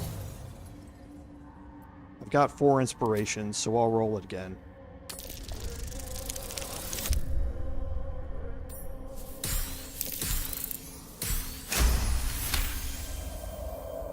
You recognize the odor. The foul scent of carrion crawlers. Centipede-like aberrations that feast on the dead. At one time, these caverns must have been their banquet hall. The creatures are either long gone or waiting patiently in the darkness. The passage Probably not the best narrows idea. and bends, becoming impassable before you're even elbow deep. Okay, but you did learn about carrion crawlers. Carrion crawlers are a very important portion or part of D&D lore. And as expected, you're going to learn more about them as we go. So, here I'm going to break my group and take Lae'zel and jump her down here.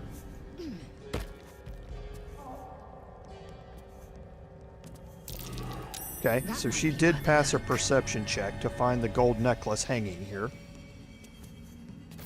You have to pick up the gold necklace from down here. I haven't actually tried to see if you can ranged attack it and knock it down to the ground or not. But it's just as easy to jump from here. All right. What now?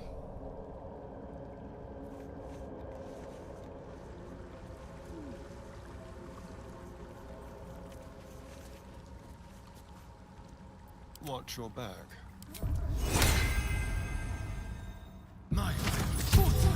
Let's get going.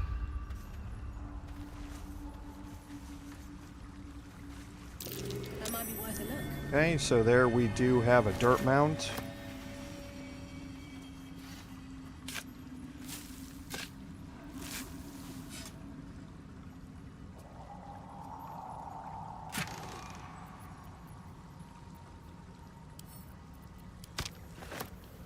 Potion of Featherfall, very nice.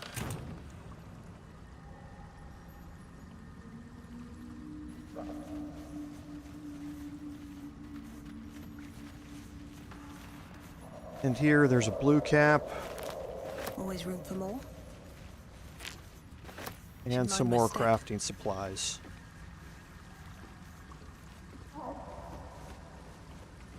So, Lord Henry, you can get something if you're a gnome. Did you mean from that that spot where the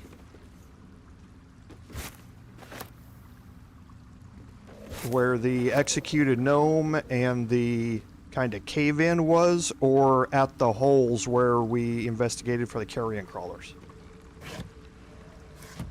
And like I say, if there's too many spoilers there, you don't have to go completely into it and tell us exactly what it is, but...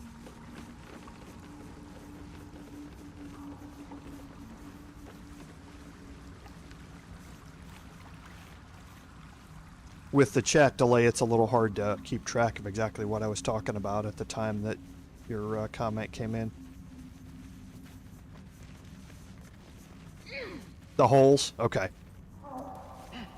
Yeah, and I don't know if that's also because of the hole here, which said that it twists and turns more than when you get elbow deep. I don't know if also if that applies to gnome, obviously being a small character, if wild shaping or things like that are going to work like that. And yes, I can use the shapeshift helm to try it and see. I'm curious if it would also work with things other than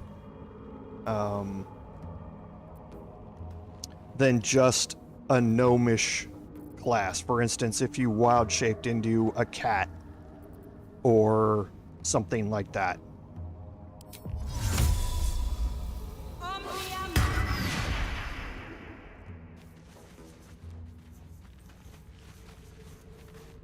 The wall is riddled with holes. A suffocating stench of long rotten meat wafts out. Okay, so short. So I'm sure that also means that any of the... this is probably going to work with a dwarf character as well, if I had to guess. Or the halfling characters. The passage narrows and bends. You're shoulder deep when your fingers brush against a fleshy tentacle. Horrified, you withdraw your hand instinctively before whatever's lurking inside can react. Okay, so I failed the wisdom saving throw there.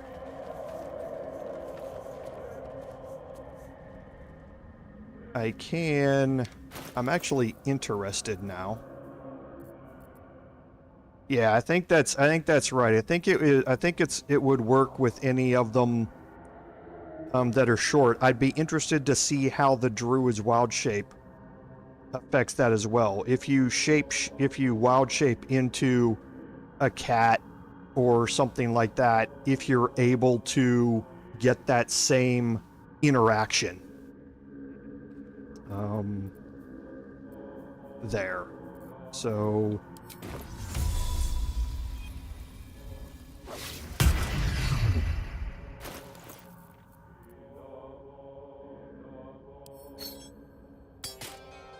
Enough waiting.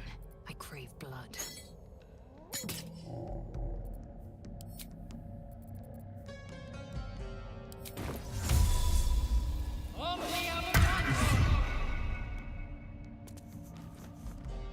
The wall is riddled with holes. A suffocating stench of long rotten meat wafts out. The passage narrows and bends. You're shoulder deep when your fingers brush against a fleshy tentacle. You flinch, but the tentacle is limp and cold. You push it aside and retrieve something loose lying beneath. okay, so that lets you retrieve the topaz. So I was wondering where this object was. Thanks for bringing this up, Lord Henry, because it gives us an opportunity to explore this. I had seen this mentioned previously in a forum post, but it wasn't clear on exactly where it was. I think they were trying to avoid some spoilers or something talking about it. So, but interesting. So if you are a small character, and I would be very anxious to find out if this works with Druid's Wild Shape. You can retrieve the topaz from that hole. All's well that ends not as bad as it could have. And where's my cap of curing? And in case you don't know, if you haven't seen that, you can click on an empty slot instead of having to search through your inventory and find the particular item. You can click on a slot and it will open up all of the headgear that's not available, not just on you, but on all of your characters. That is available to put into that slot. It will let you know with the little blue icon that it's equipped by one of your other party members. Okay, so now we've cleared out this area over here. Moving in. So now we can head down the rope netting back here. And you do open up the waypoint here, What creatures live in water which is going to become dark? useful here in a second. Maybe I need more pockets.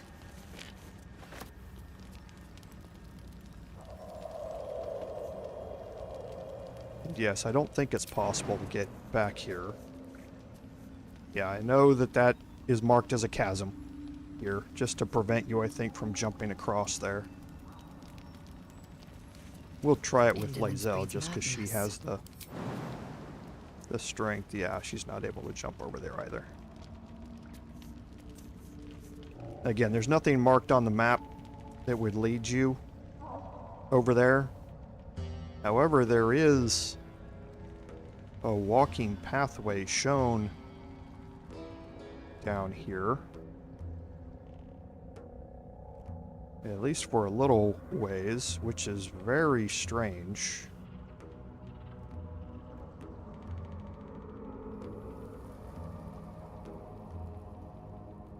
Parts of it are marked as chasm. I don't think that there's anything down here. I could be wrong though, so chat, if you know of anything that's down here, let me know, but I don't think that there is. Shouldn't have wished to live in more interesting times. Seems simple enough. Okay, so this is just a letter letting you know about the far shore of Ebenlake, as Duergar are rumored to be prowling in the area. If you don't know, this is Ebenlake out here. And there is a far shore, and to get there, you have to travel on this skiff over here that will take you to the other side. And we will be doing that, just not right this second.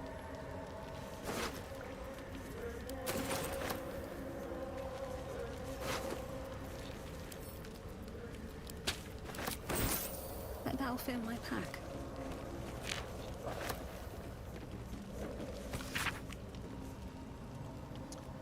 Okay, again, just a journal about Myrna and the Burrow Warden.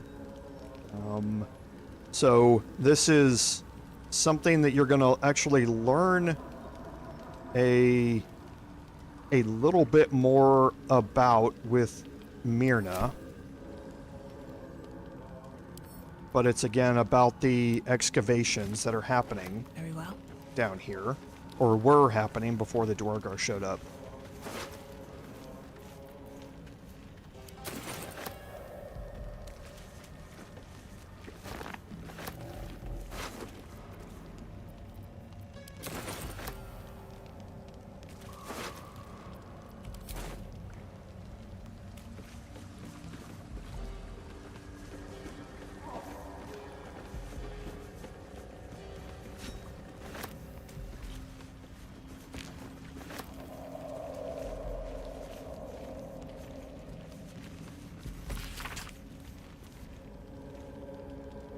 Okay, this is a not useful logbook. You can just pick it up and sell it.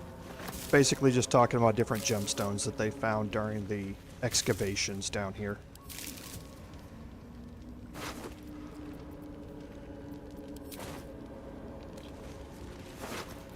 Now, all of these shattered Duergar down here are able to be turned into zombies during that encounter if it goes on, or I guess if they take their opportunity to raise them from the dead. So this is why getting that surprise turn so that you're able to not allow them to raise all of these shattered Duergar down here is very useful. Otherwise, you're just going to have to contend with a lot more enemies. Now, they're not very high hit point, and it's not like it's extraordinarily difficult to deal with them all, but if you can get that surprise turn by initiating attack against them, then it just goes that much easier. So now we're going to head back and do a couple of things. Actually, I think what we're going to end up doing here first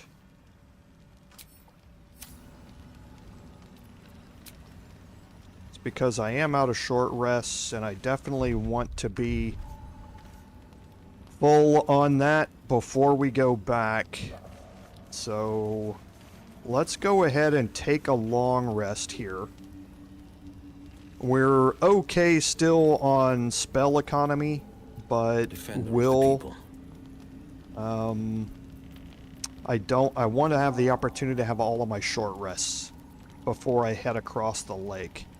I could certainly... Oh, that's a good point, because of that encounter, and I'm still good. No time to rest. On my spell economy. Well, let's head back. I'll make my decision after I head back and I look at selling off these items. So we're gonna head back to the Myconid colony here. Okay, we can go down here before we talk to Sovereign Spaw.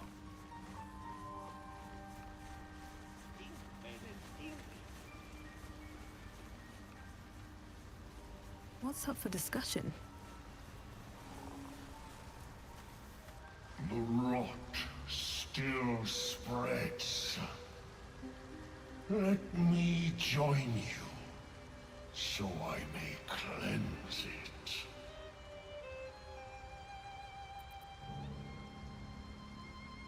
I must see it for myself. Lead me to the rot. I wish to see it fester. Okay, so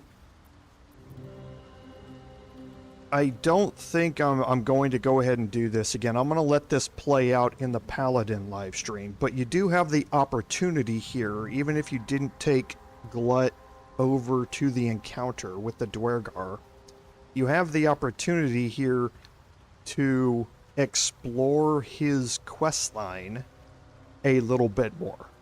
Being a nomad, I remain. And all of that updated our questline. So we can take him over there and look at it and explore it. But it's going to lead to another encounter that I don't want to play out. You certainly can deal with this later on as well, if you would like. So I'm going to leave the option there to deal with him later on, because I may want to come back and escort him over there, but we'll see. No point in lingering now I've got the Noblestalk. So yeah, she doesn't have... I'd need a long rest to get their gold back.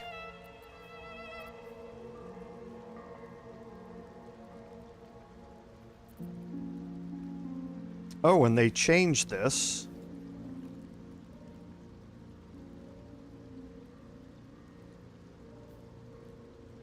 to show a discount number here based upon attitude. Interesting. Let's see how I can see what effects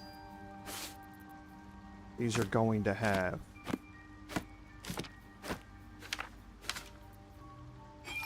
Don't need the grease bottle. And they've expanded what's happening down here as well to give you more information about what you're doing. Okay.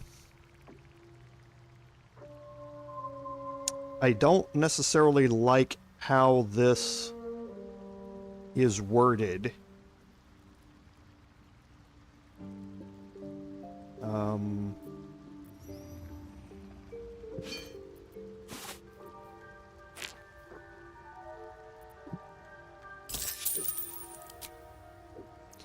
Yeah, I don't necessarily like how that is worded.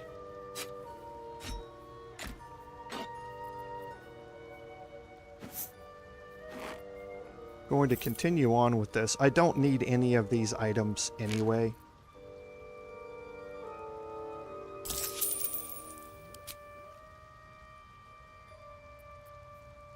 Where am I needed? Keep your distance, darling. Let's see if I can just get that up to...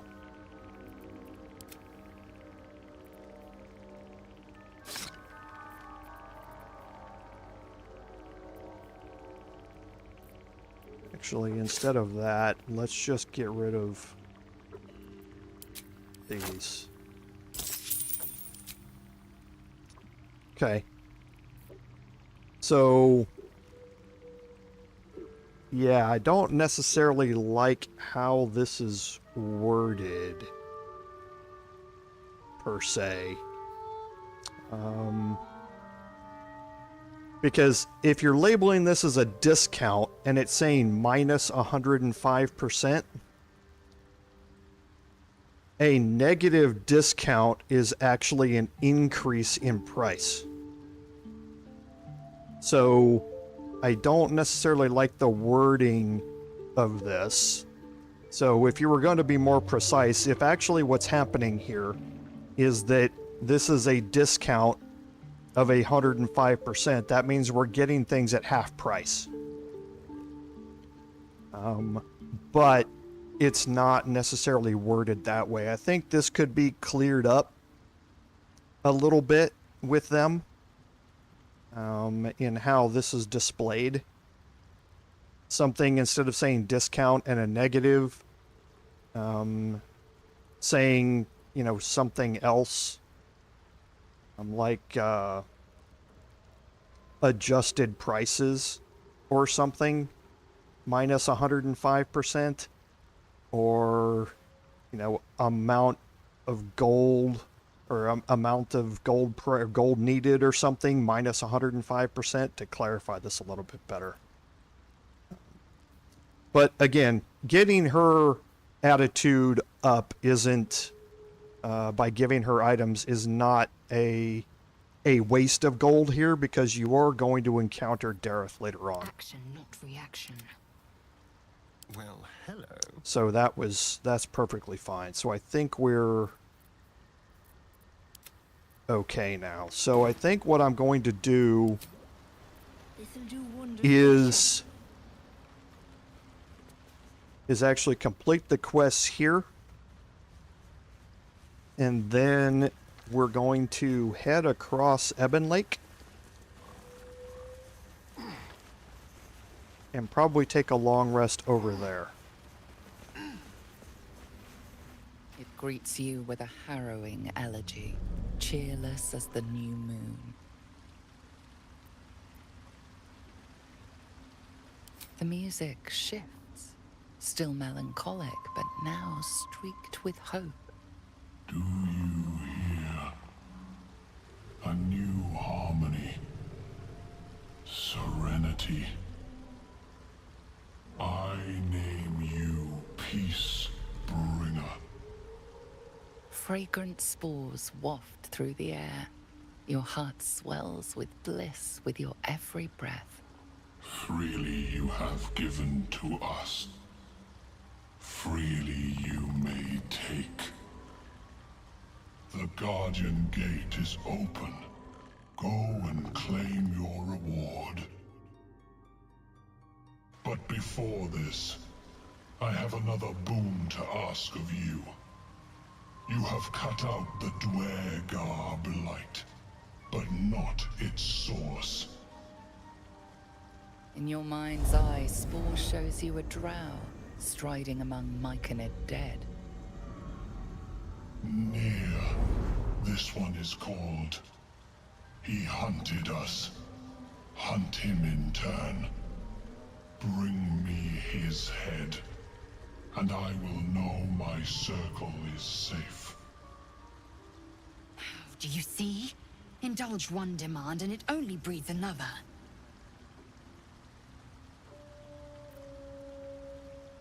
The drow lurks in the ruins beyond the lake. Bring him death, and return. Okay, so we have picked up bliss spores.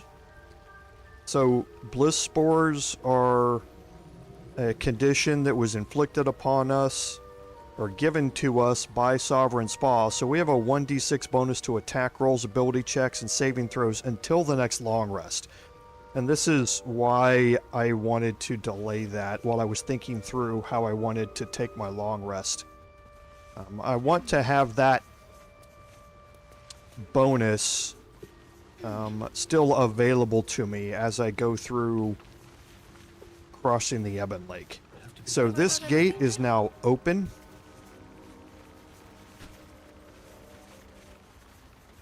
Inside here, holding left alt.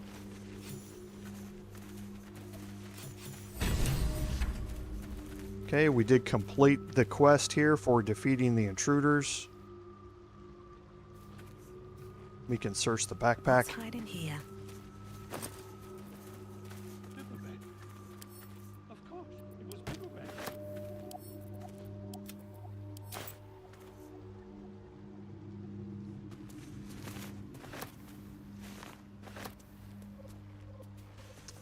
Scroll of blindness, scroll of sickness, and the shadow of Menzo Baranzan. Delicious.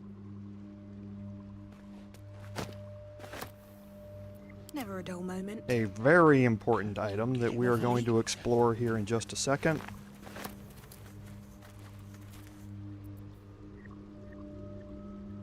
Like its will be done. Where am I needed? Still breathing, despite everything.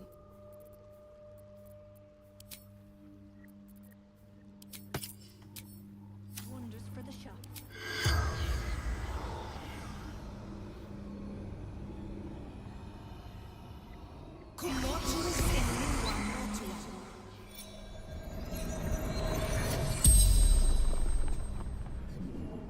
The corpse regards you lifelessly. Zhentarim, Conjurer, Seeker.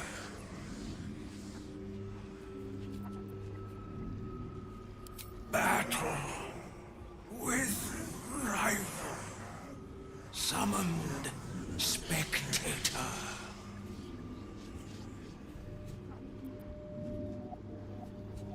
Glory. We search for the adamantine forge.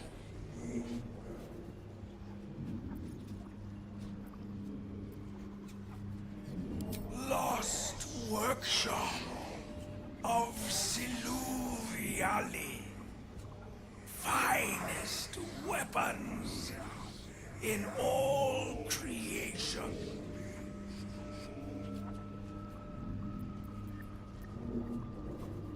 Dawn knows, but cannot tell. The spell's power wanes. You can ask no more questions. So we found Zargrim. Into the adamantine forge. Now I tire of theory. Let us put it into practice. So we found Zargrim. We learned about Zargrim with the Drow encounter. He and Dorn were rivals that were looking for the adamantine forge. And we knew that there was an encounter with Zargrim of some sort. We didn't know where Zargrim's body went or where Zargrim went after the spectator was summoned and petrified everybody. And now we know. His corpse ended up here. So we're going to take all of this. And again, now I need to look at... So Lae'zel or Astarian both.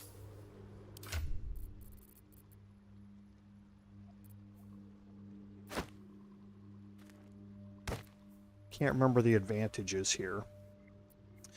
But you saw that we also picked up the icy metal. And we talked about this a while ago. The icy helve, the icy metal, and the icy crystal. We can now combine all of these together. And we get Morning Frost. Morning Frost is a very rare quarterstaff that has a couple of really cool traits to it. The first, it is a +1 quarterstaff, but it has the Heart of Ice trait. So when dealing cold damage, the wielder deals an additional 1 cold damage. And you can combine that with Frostbite so that this becomes damage over time. So your cold spells now, or not just spells, but cold damage period, from any source is going to be upped by 1. However, it also has the Insidious Cold feature, where dealing cold damage with a spell possibly inflicts chilled upon the target. So when they are chilled, they are vulnerable to cold damage. Vulnerable means that you take double damage from that damage type, and they are resistant to fire damage, which means they take half damage from that damage type. So here, and I don't know what the saving throw here is for Insidious or for Chilled. That's an interesting question. I haven't explored it very much to find out what the saving throw is to whether or not it becomes chilled. But it basically is going to allow you to up your cold damage, spell damage, and cantrip damage as well. Not just cold spells, but also your cantrips that deal with it as well. You also get the ability to cast Ray of Frost, and this is where Morning Frost really comes into play. And that it's all cold based, and now this gives you the ability to cast Ray of Frost if you don't have that cantrip already available to you. So it's another way to continuously put out damage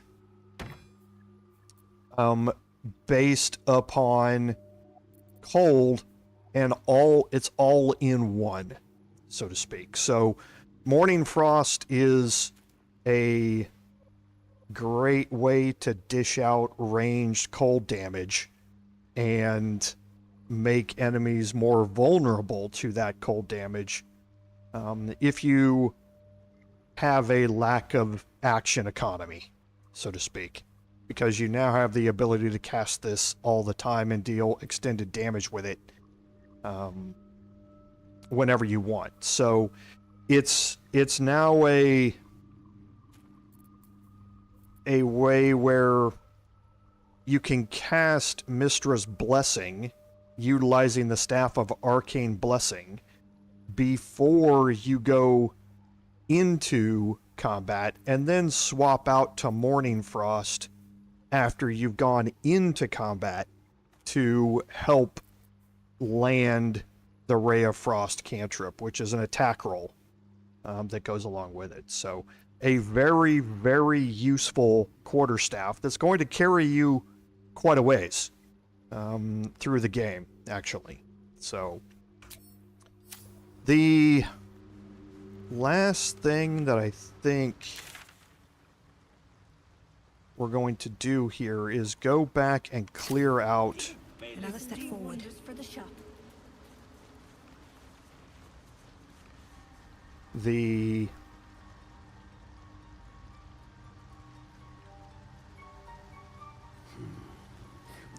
Zhentarim storeroom.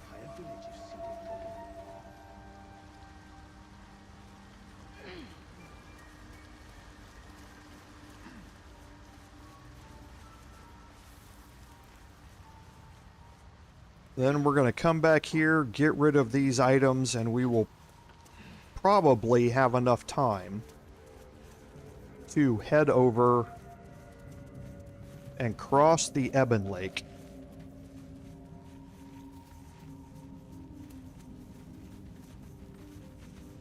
So I did forget I'll a take that. swarming toadstool over here.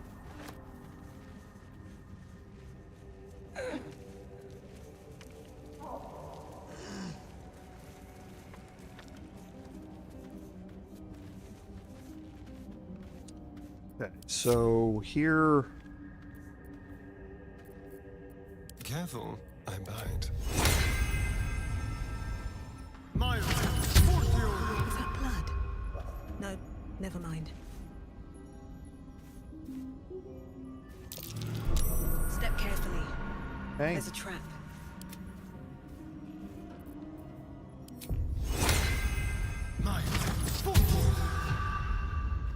so we will attempt to disarm this blast mine. Shouldn't be an issue with the Starian. Watch me just jinx myself. We don't even need the gloves of thievery here to get advantage on this.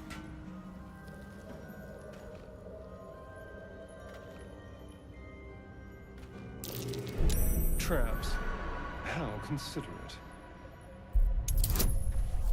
Our total bonus is 13 to 16 on a DC of 10.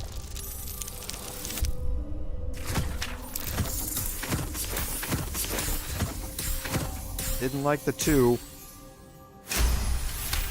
Getting dangerously close to the only way that we can fail this. Oh dear. Someone's left a trap out for us.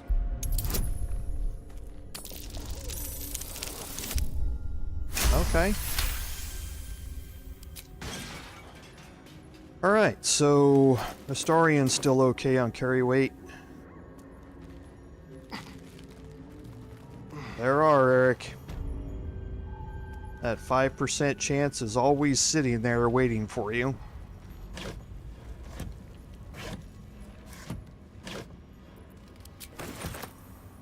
Watch the shadows.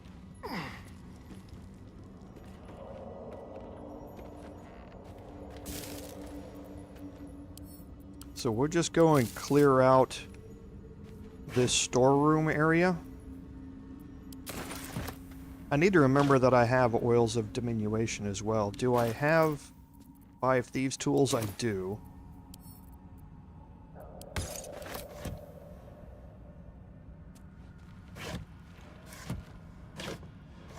I don't really need the oils of diminution as much because I have an incredibly overpowered item that I got from ordering the digital deluxe edition. Spies, murderers, and thieves ahead, I guess.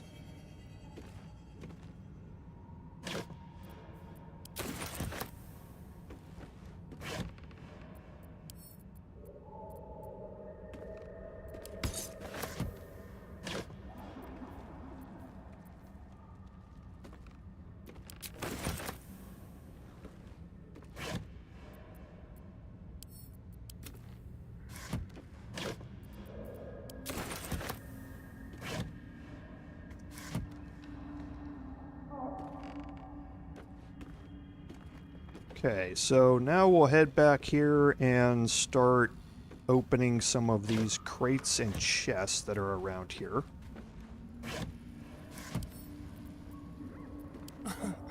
Easy. Okay, and again, these DCs are not all that big a deal here. Again, the Nat 1 is still there, though.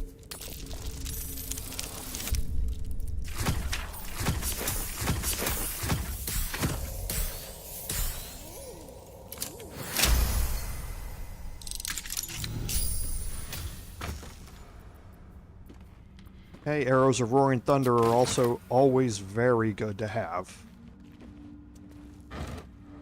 Like I said, with the verticality in this game, being able to push enemies off of high places is always incredibly useful. And being able to do that from range is borderline overpowered in this game.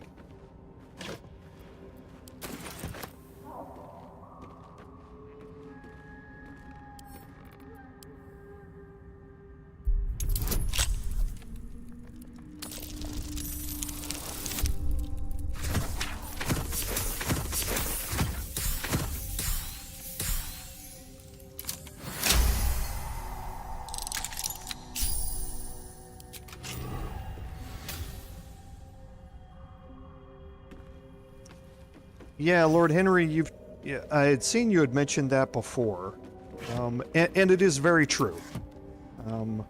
And everybody in chat, don't take this the wrong way, because I love the fact that all of us here know more about various aspects of the game than others, and we're all here to learn from each other, and I respect all of your guys' ability to give input in the chat. I welcome it all of the time, and as we've seen in a couple of occasions, I thank Lord Henry a lot for things that I've missed in my playthroughs that I can then show for you guys.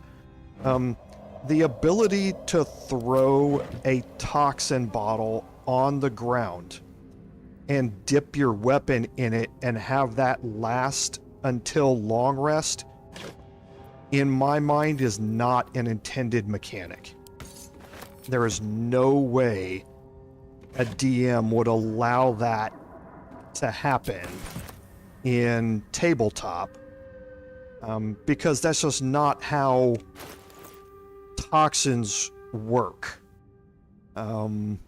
So having them last for a certain amount of time is the intended use of toxins. Having them last for a single attack also is an intended use for a toxin. Being able to throw it on the ground and then have the surface that appears apply a different mechanic to your weapon is, in my mind, a not intended mechanic. So I try not to use unintended mechanics. Now, there are some things in the game, like was explained to me in some comments, where the whole digging with your shovel thing, you can just randomly dig around. And I said, well, that's not really an intended mechanic, because the failed perception check is letting me know there's a chest here, so I can just randomly dig around and pick it up. That doesn't seem intended to me. However, utilizing Scratch to find that chest is an intended mechanic, and then being able to use it to dig in that location where Scratch is pointing kind of gets to a point where we're getting more toward the that makes sense type of thing. So you won't see me going around and just randomly digging after I fail a perception check, but you will see me bring Scratch in to find those hidden things to go dig them up. So, and I just mentioned that because this is my own personal playthrough and playstyle preference. There are mechanics in the game that, because it's a video game, feel free to take advantage of them. Just like Lord Henry says, that mechanic is in the game. So feel free to take advantage of it. I'm just not going to be exploring some of those mechanics because I don't feel they're intended for the gameplay. So that's why, Lord Henry, I wasn't trying to ignore you. I promise. I wasn't trying to, because I saw you mention that either last week or the week before as well. Normally, if things like that get thrown, I don't have a problem with anybody throwing those things out there. It's great that we share all of that knowledge. I'm just not going to expand on them very much if I don't believe that they're an intended mechanic for the game. So, but again, thank you very much for throwing it out there. You just won't see me expand on it or things like that in the future. Just because, like I said, I don't see them as intended mechanics. But again, thank you very much for throwing them out there. I certainly appreciate all the help that you guys in chat give me. It's always amazing. I love my chat.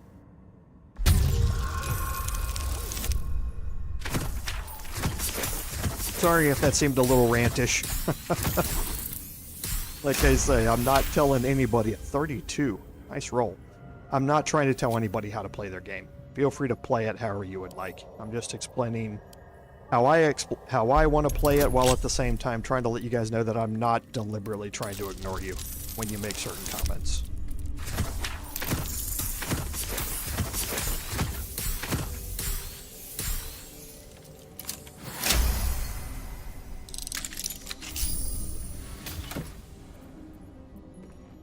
Okay, couple scrolls here.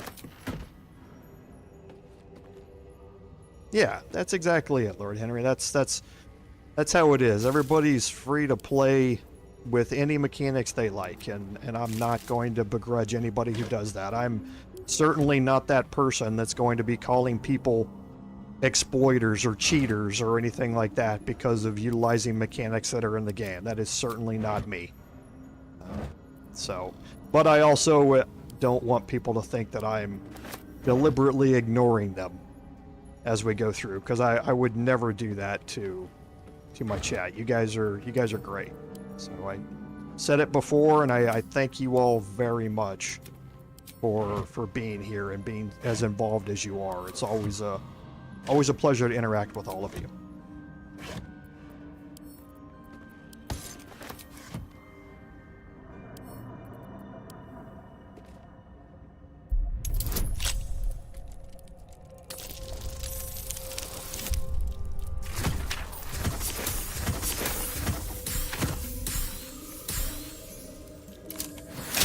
I'm getting scared of these rolls, chat. I've rolled a nat 20, I've rolled a 32, I've rolled a 30.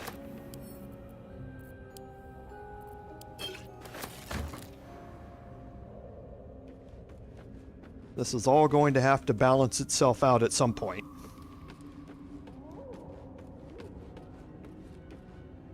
And I think I searched this, didn't I? Oh, I did not.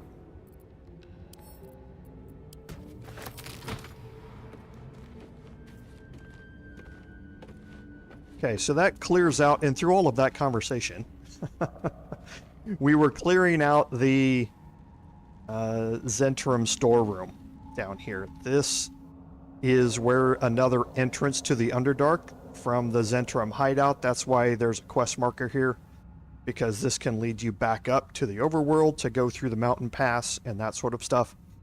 But it's also another entrance to the Underdark, and we've seen this entrance by sneaking into this area through the phantom wall up in the Zhentarim hideout, so we know what it is. We know how to get here. Still breathing, despite everything. And now we can head back to the Myconid colony. We can go back down to... Wonder if the gods are watching me. With these items, and we can talk to Dareth. Have I got everything then? And see if we can finish getting her approval up to, or her attitude, up to the highest level, and then we can head across the Ebenlake. Soon enough. No point in lingering now I've got the Noblestalk.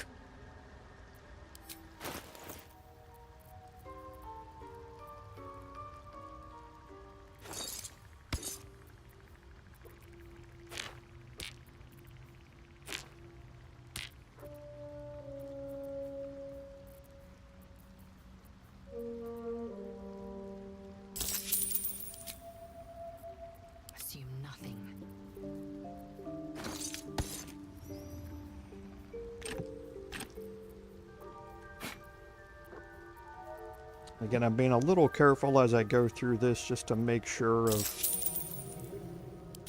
what I'm giving away. Gratitude's up to 93, so we're almost there.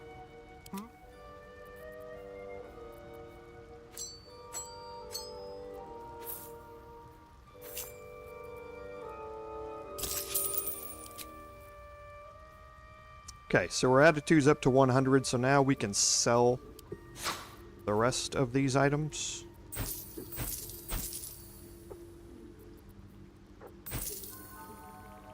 Okay, these must have misclicked. I will send those off here in a minute.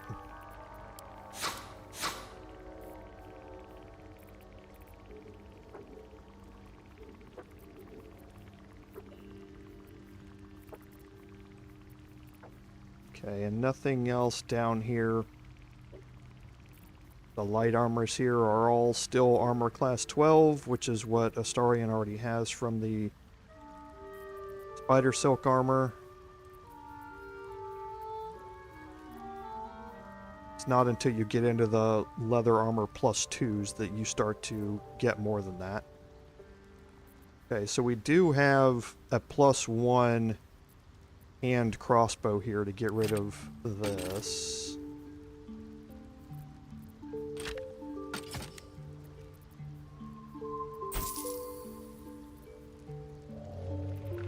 Defender of the people. Blackets will be done. Okay. So, we picked up an item for Astarion here, and I'm actually going to take this opportunity Blackets will be done. to resort everybody's What now? inventory. We picked up the Shadow of Menzoberranzan. So compared to the Helm of Autonomy, right now that's just giving him proficiency and wisdom saving throws. One, if you're familiar with the lore of the Drow, you know Menzoberranzan is their home, where they, where the Drow originate from. So this is a Drow hood. So at the very least, the coolness factor goes way up here on Astarion by wearing it. So if for no other reason, I would do that even if it didn't give me any bonuses, just because he just looks cool as hell. But the Shadow of Menzoberranzan is an incredibly powerful item. It is one of the best helms that you can give to not just Astarion, but to any character, and that's because of the Shrouded in Shadow class action. So once per short rest, you can become invisible for 2 turns. So it is a free invisibility spell that lasts for 2 turns, and you can cast it once per short rest. So with a bard having 2 short rests plus their action, their Song of Rest, you can cast this 4 times before you need to take a long rest. And invisibility for Astarion, with his movement speed, being able to move him around the battlefield without taking opportunity attacks, or if he's in trouble, casting this on himself and then having him the ability to move out of danger unobstructed is incredibly powerful. It takes an action to use it, so that is the downside to it. But having on-demand free invisibility, especially for Astarion, to get him into positions to utilize melee sneak attacks, if you would like, to start off combat, is incredibly powerful. It is not to be underestimated. So the Shadow of Menzoberranzan in Act 1 is, again, one of those things that you're going to apply that's going to carry your rogue class characters through quite a bit of the game. It is extraordinarily important. Do not miss it. I need to remove those from wares and send those to camp, as well as this one here. Okay. And then we have flump mating rituals. So this book has 2 flumps with their tendrils entwined. Flumps are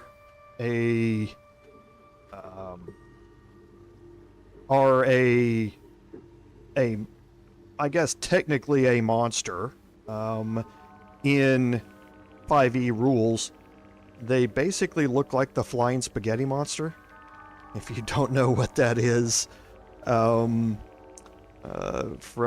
memes and everything else, it's basically a jellyfish-looking thing that has 2 eye stalks coming out of the top of it, so to speak. They're lawful good. They're basically just, you know, like cows or anything else in the game. They have telepathy. They have all sorts of stuff that make them really cool. And this is supposedly a book about their mating rituals.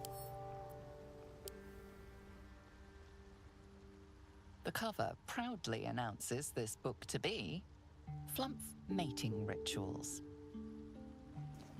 Okay, so we have an investigation check, so that's what it is. So it's intelligence-based. So we'll put it away.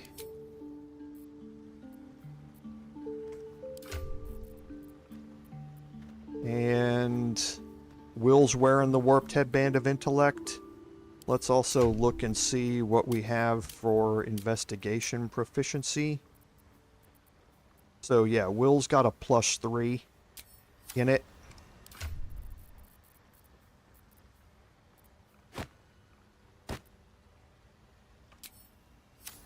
Defender of the people.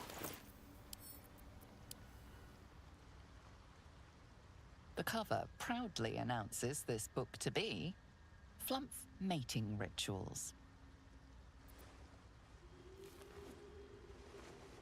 Okay, so it's not giving me... Oh, yeah, it is. +3. That's right.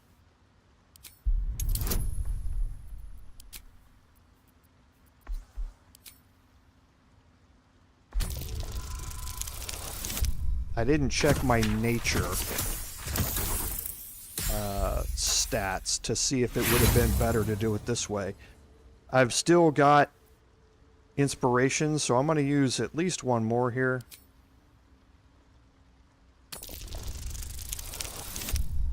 Good, got a good roll there.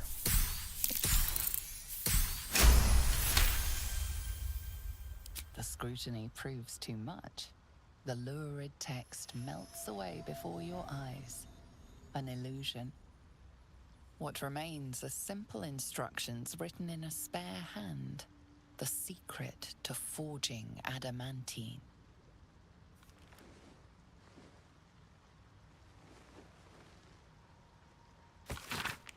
Okay, so the book is not what it seems to be. Zargrim disguised this book to keep it from prying eyes. And it basically... Yeah, I know, that's pretty funny, Eric. So it basically explains the instructions for operating the Great Forge. So you need raw mithril ore and a proper mold. You place the ore and mold into the respective chambers. You pull the lever to lower the hammer and prepare the ore for smelting. Open the valve to allow lava into the crucible and drop the hammer again to forge the process. This book explains to you step by step how to utilize the adamantine forge, which we are going to be seeing in the Grim Forge area that we're going to be exploring here. That expanded the adamantine forge quest here. And did we not explore the memory shard on this playthrough? Is somebody still carrying it? Oh, okay, so Will still has it. The crystal shines only faintly. A memory shard, the wizard had called it. Okay, no, we explored this. Yeah, we explored the memory shard. Because that's how we were able to get the location of the adamantine forge. That's how it updated this section of the quest. So, Nir's head, Sovereign Spaw wants you to bring his head back. And that quest is now updated, and that's kind of where we are left now. Looking ahead. So, looking at our map, all of this has been opened up and cleared out in the Underdark. It's taken us a while. There's a lot of content here in the Underdark. So it's not to be underestimated how expansive the Underdark is. And now our quest line is basically leading us over here. And to get there, we need to go to the beach. And this will be one of the last things that we're going to end up doing here on the stream.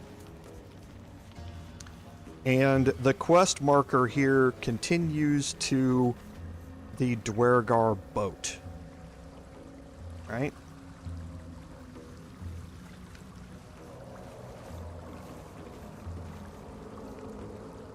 A vessel wobbles on the lake's murky waters.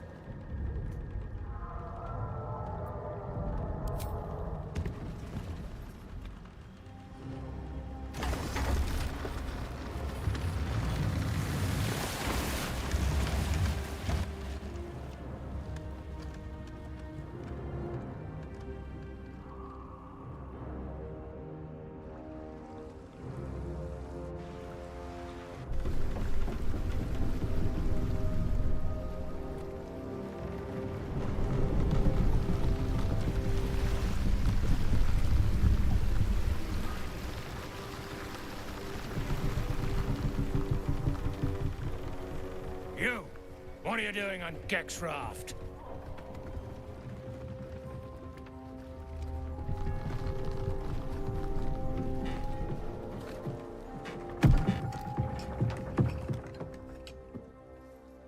Where's Gek? Who are you? Okay, so again, multiple ways to play this encounter.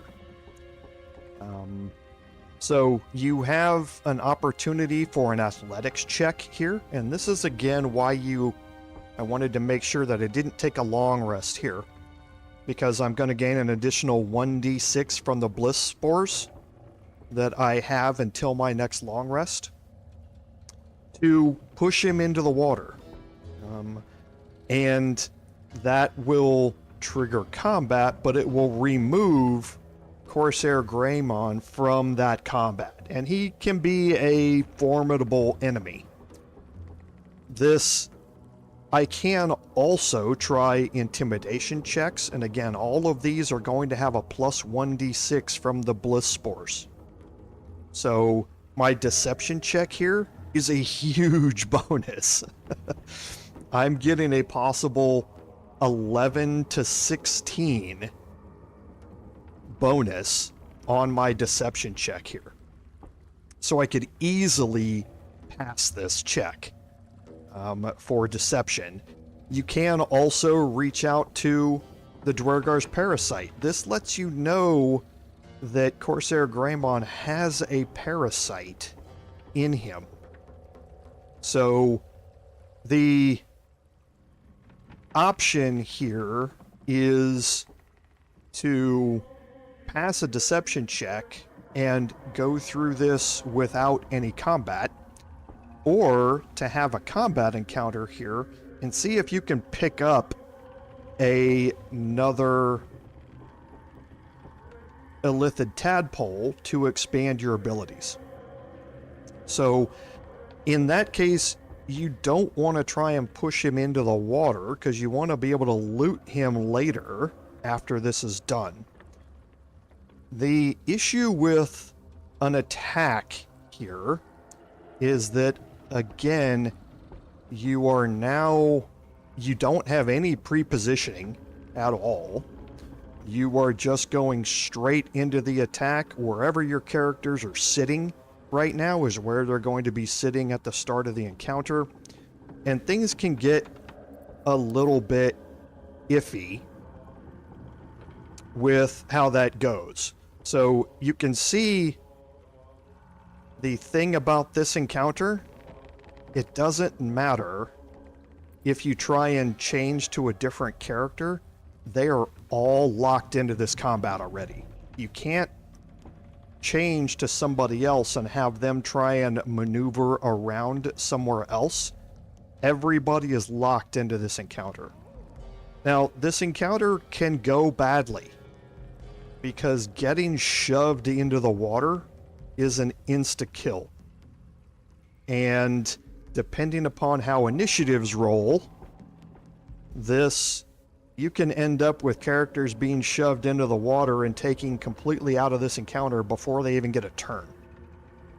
So this encounter is not necessarily easy. There are a couple of people to focus on to make it a little bit easier, but do not underestimate this when you are getting ready for this encounter. Okay? But I am going to attack here and play it out this way. Feel free to play it out however you want, though. Get her, fellas.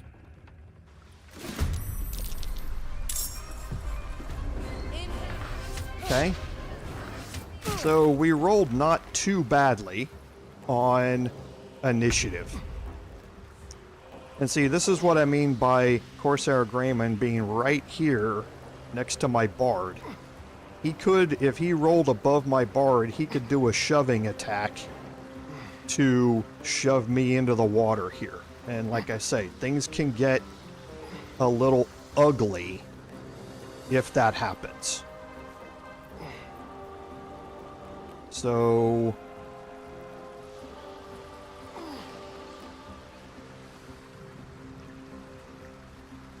Okay, so Alchemist Argrim here, you want to focus on. He's going to be throwing stuff at you throughout this, and those throws can get not just annoying, but incredibly dangerous as you go. So...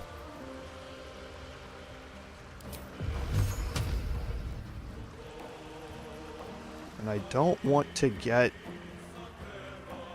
because his movement is not that great. I want to get him into a spot where I can focus on the alchemist here.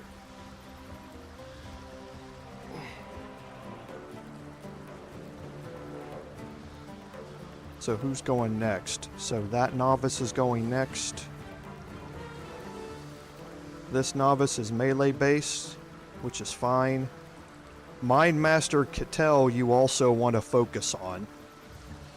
So I think what I'm going to do is focus him down here. Where's he at? Right here. And then the alchemist. So Lae'zel's going to be able to get to go before this. So yes, I think I'm going to do that instead. Who's going to go next? This one here. Not too worried about that. Let's move Will up here.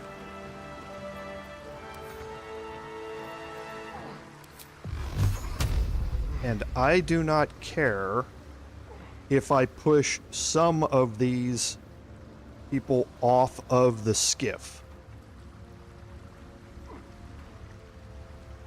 Because I don't care about looting some of them. I definitely want to be able to loot Corsair Grayman. The rest of these people are fairly inconsequential to me.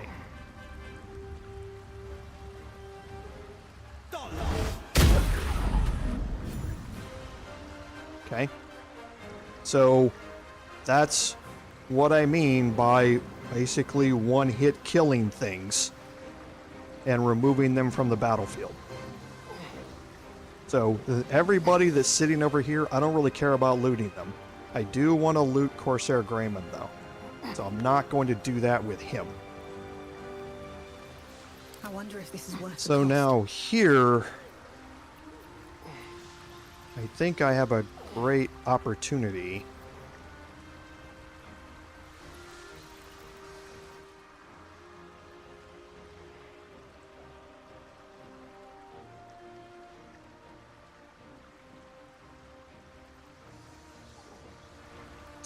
Because Astarion will be the next one to go after that.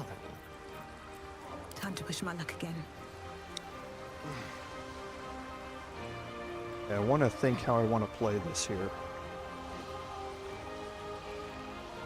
Because right now, if she moves, she's going to invoke an attack of opportunity. But let me check his...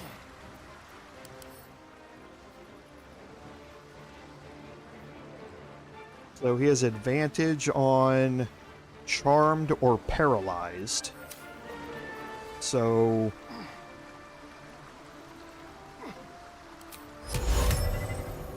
Tasha's has got a lower % chance to hit.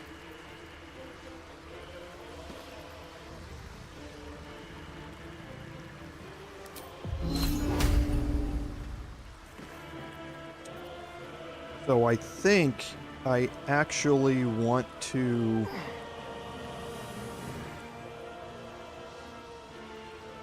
Okay, so Charisma, Wisdom, and Intelligence saving throws. I think I'm going to Shriek here. I'm going to move myself kind of here. So if he tries to shove me without moving, it's only going to shove me straight backward.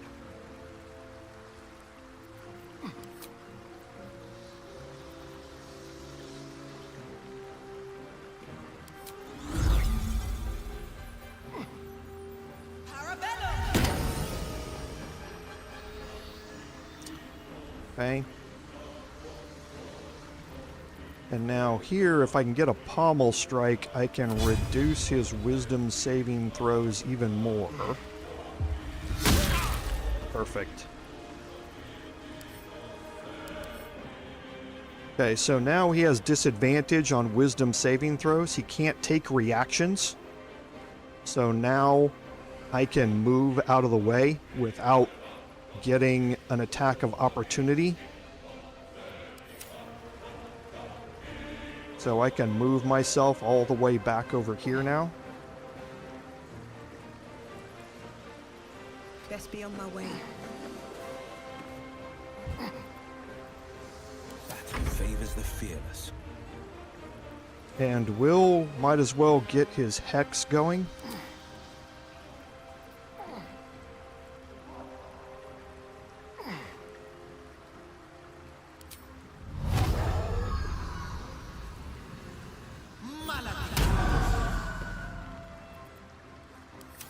Okay, I will let Bono jump across.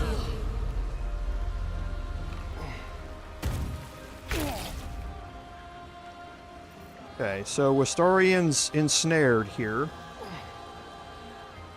That's what's causing the damage to him. He's going to be taking 1d6 per turn.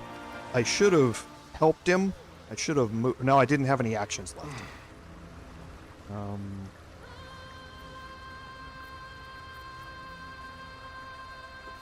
So let's see if I can get an arrow of Roaring Thunder. I would prefer to put it on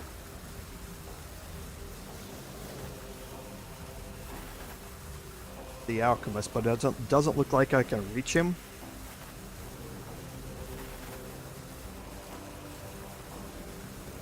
Without moving, and I can't move. So I'm going to get rid of this one here if I can. Okay, so he saved against it.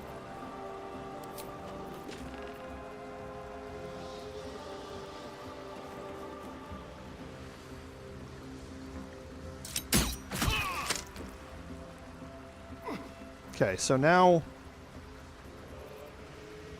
we're going to get Herc to go next. It's going to be a ranged attack. I'm not too worried about it. It's probably going to be an ensnaring strike. Okay, so I can do missile snaring here.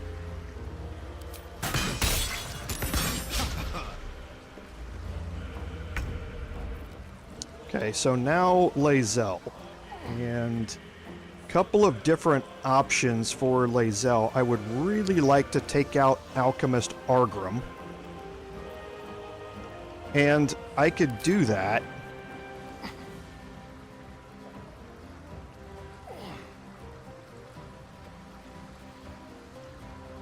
by jumping across here. I'm sure I can find a spot that doesn't require her to get that close.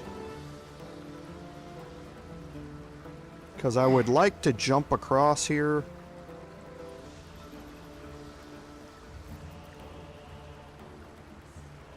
I could jump, do this, and then use my bonus action once I get over there.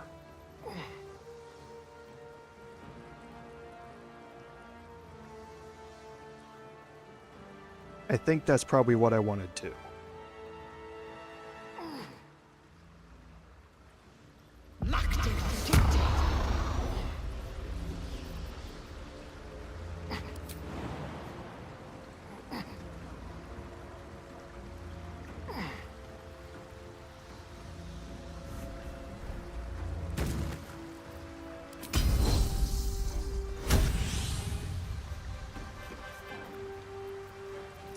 Oh, I'm not going to be able to use the shove because that's a bonus action over here. And I'm all out of superiority die. I didn't check that. I wonder why I'm out of superiority die. But either way, this will be useful.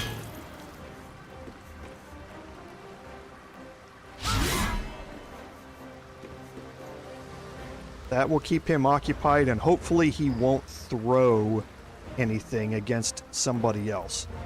We'll see what he does here, and then we'll see also what Corsair Grayman does. Okay, so he went invisible. Good, he went after my bard. That's exactly what I wanted.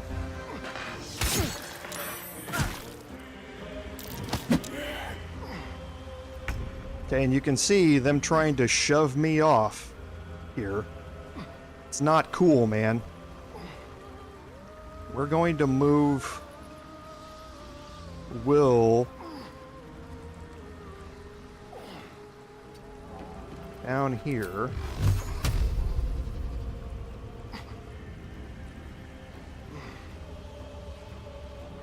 Now he's going to have, because he's enlarged, he is going to have a bonus to resisting this. So let's try and land both here. Okay.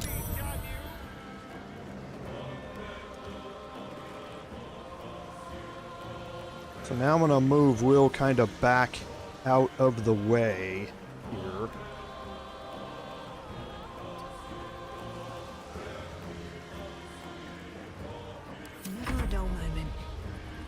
Okay, so he has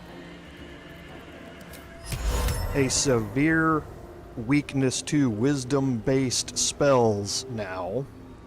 So I'm going to try and drop Tasha's on him.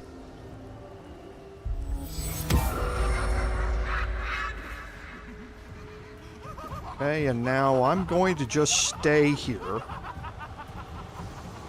I am going to cast Healing Word on Astarion.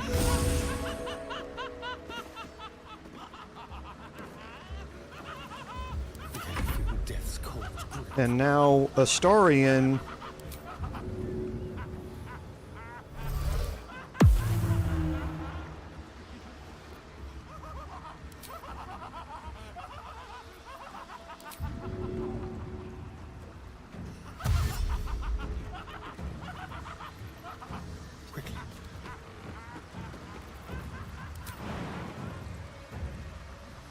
I know you can jump over here. Thank you. Okay, and because he's invisible, doesn't really matter where anybody is. Okay, so I'm going to end his turn here and get him kind of ready for the next turn.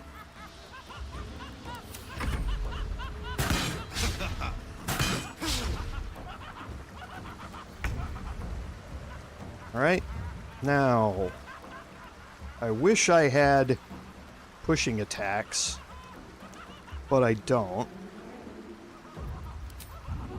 Is that enough? It is.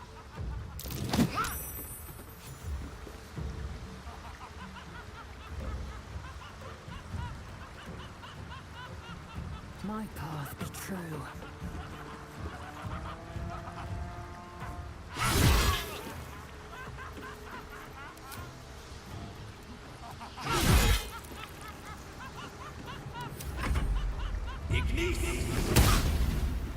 Okay, good. Oh, he misty stepped. Good deal. I'm glad that you are over here with me. Let's see if some of this stupid stuff is going to interfere with line of sight. Or not. It's not.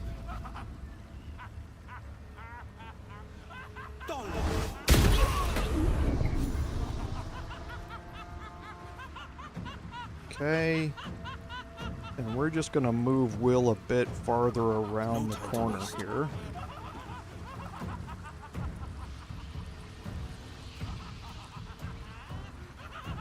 And I think that's good. We won't reapply his hex yet. Still on my feet. Going to hold my turn here and take Astarion. Up here to end Herc. Okay, thank you.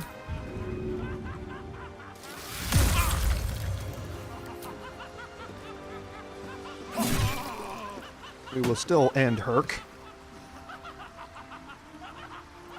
I'm going to hold the remainder of his and get a Lae'zel over here.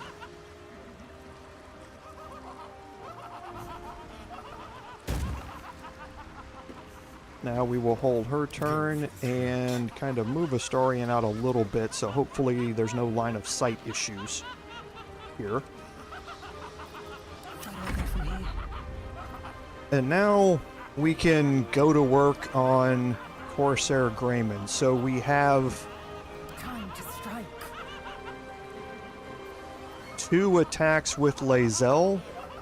This is going to have advantage on this, and we do have a full set of actions here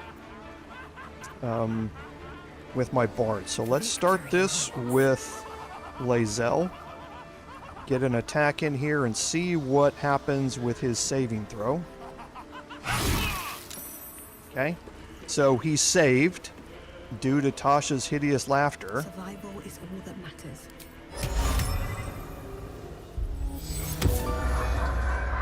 So we will use our Bard action to put that back into place. Swift and lethal. We will use Lae'zel's second attack here and end it. That is, for instance, holding your turn is something that is perfectly allowed in tabletop. Being able to execute things with one of your characters and go, I'm going to hold my remaining turn, and then having another character execute something and then coming back to your character to take advantage of that after it's done is just a mechanic inside tabletop to be aware of. So that's not an exploit so much as it is just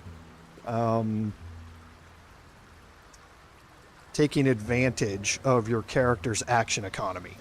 And he does not have a lootable parasite here, which I thought he did. I might be confusing this with another encounter that I did in my personal playthrough later on. I thought he did, but I guess he doesn't. So I guess I could have started off by shoving him in the water, but he was not a factor in this fight at all from beginning to end. But I think I must have just gotten that confused with something else. So I apologize for that. I thought I had remembered it differently in my personal one, but now I think I remember what I was confusing it with. So he does have a great club +1 and some stuff that we can loot. Nobody else has anything that's memorable out of their loot.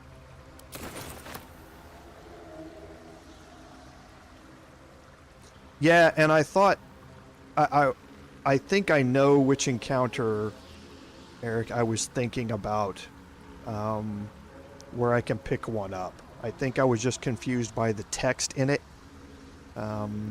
in that, and thought it was this one. So, but now, yeah, you can't cast Speak with the Dead on. Oh, this was another change that was made. I don't think you can cast it on Greymon anyway.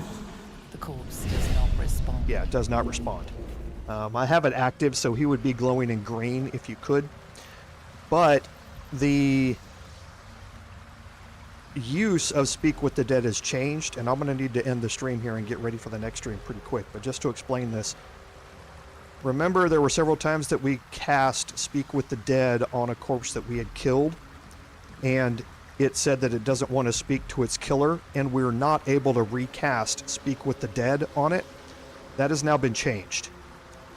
So now if you cast Speak with the Dead on an enemy that you've killed, it's going to tell you that it doesn't want to talk to its killer, but if you shapeshift using the helmet or the spell, then you can recast Speak with the Dead on that corpse again, and it will speak to you normally. That was a complaint that was registered on the forums, and Larian listened to it and made that change in this patch. So now you don't have to worry about casting Speak with the Dead whenever you want. If you forget about it, you can just shapeshift into something else and recast it. So I think that is a great place to make our cut for today. So as a reminder, in a little bit less than an hour, the Paladin live stream is going to pick up again inside the Underdark where we left off last time. So please feel free to join and take advantage of seeing how a Paladin plays through all of this. So as always, I'd like to thank everyone for being here today. Without your support, none of this would be possible. This is Commander Jorval saying, for hopefully just another hour, fare thee well.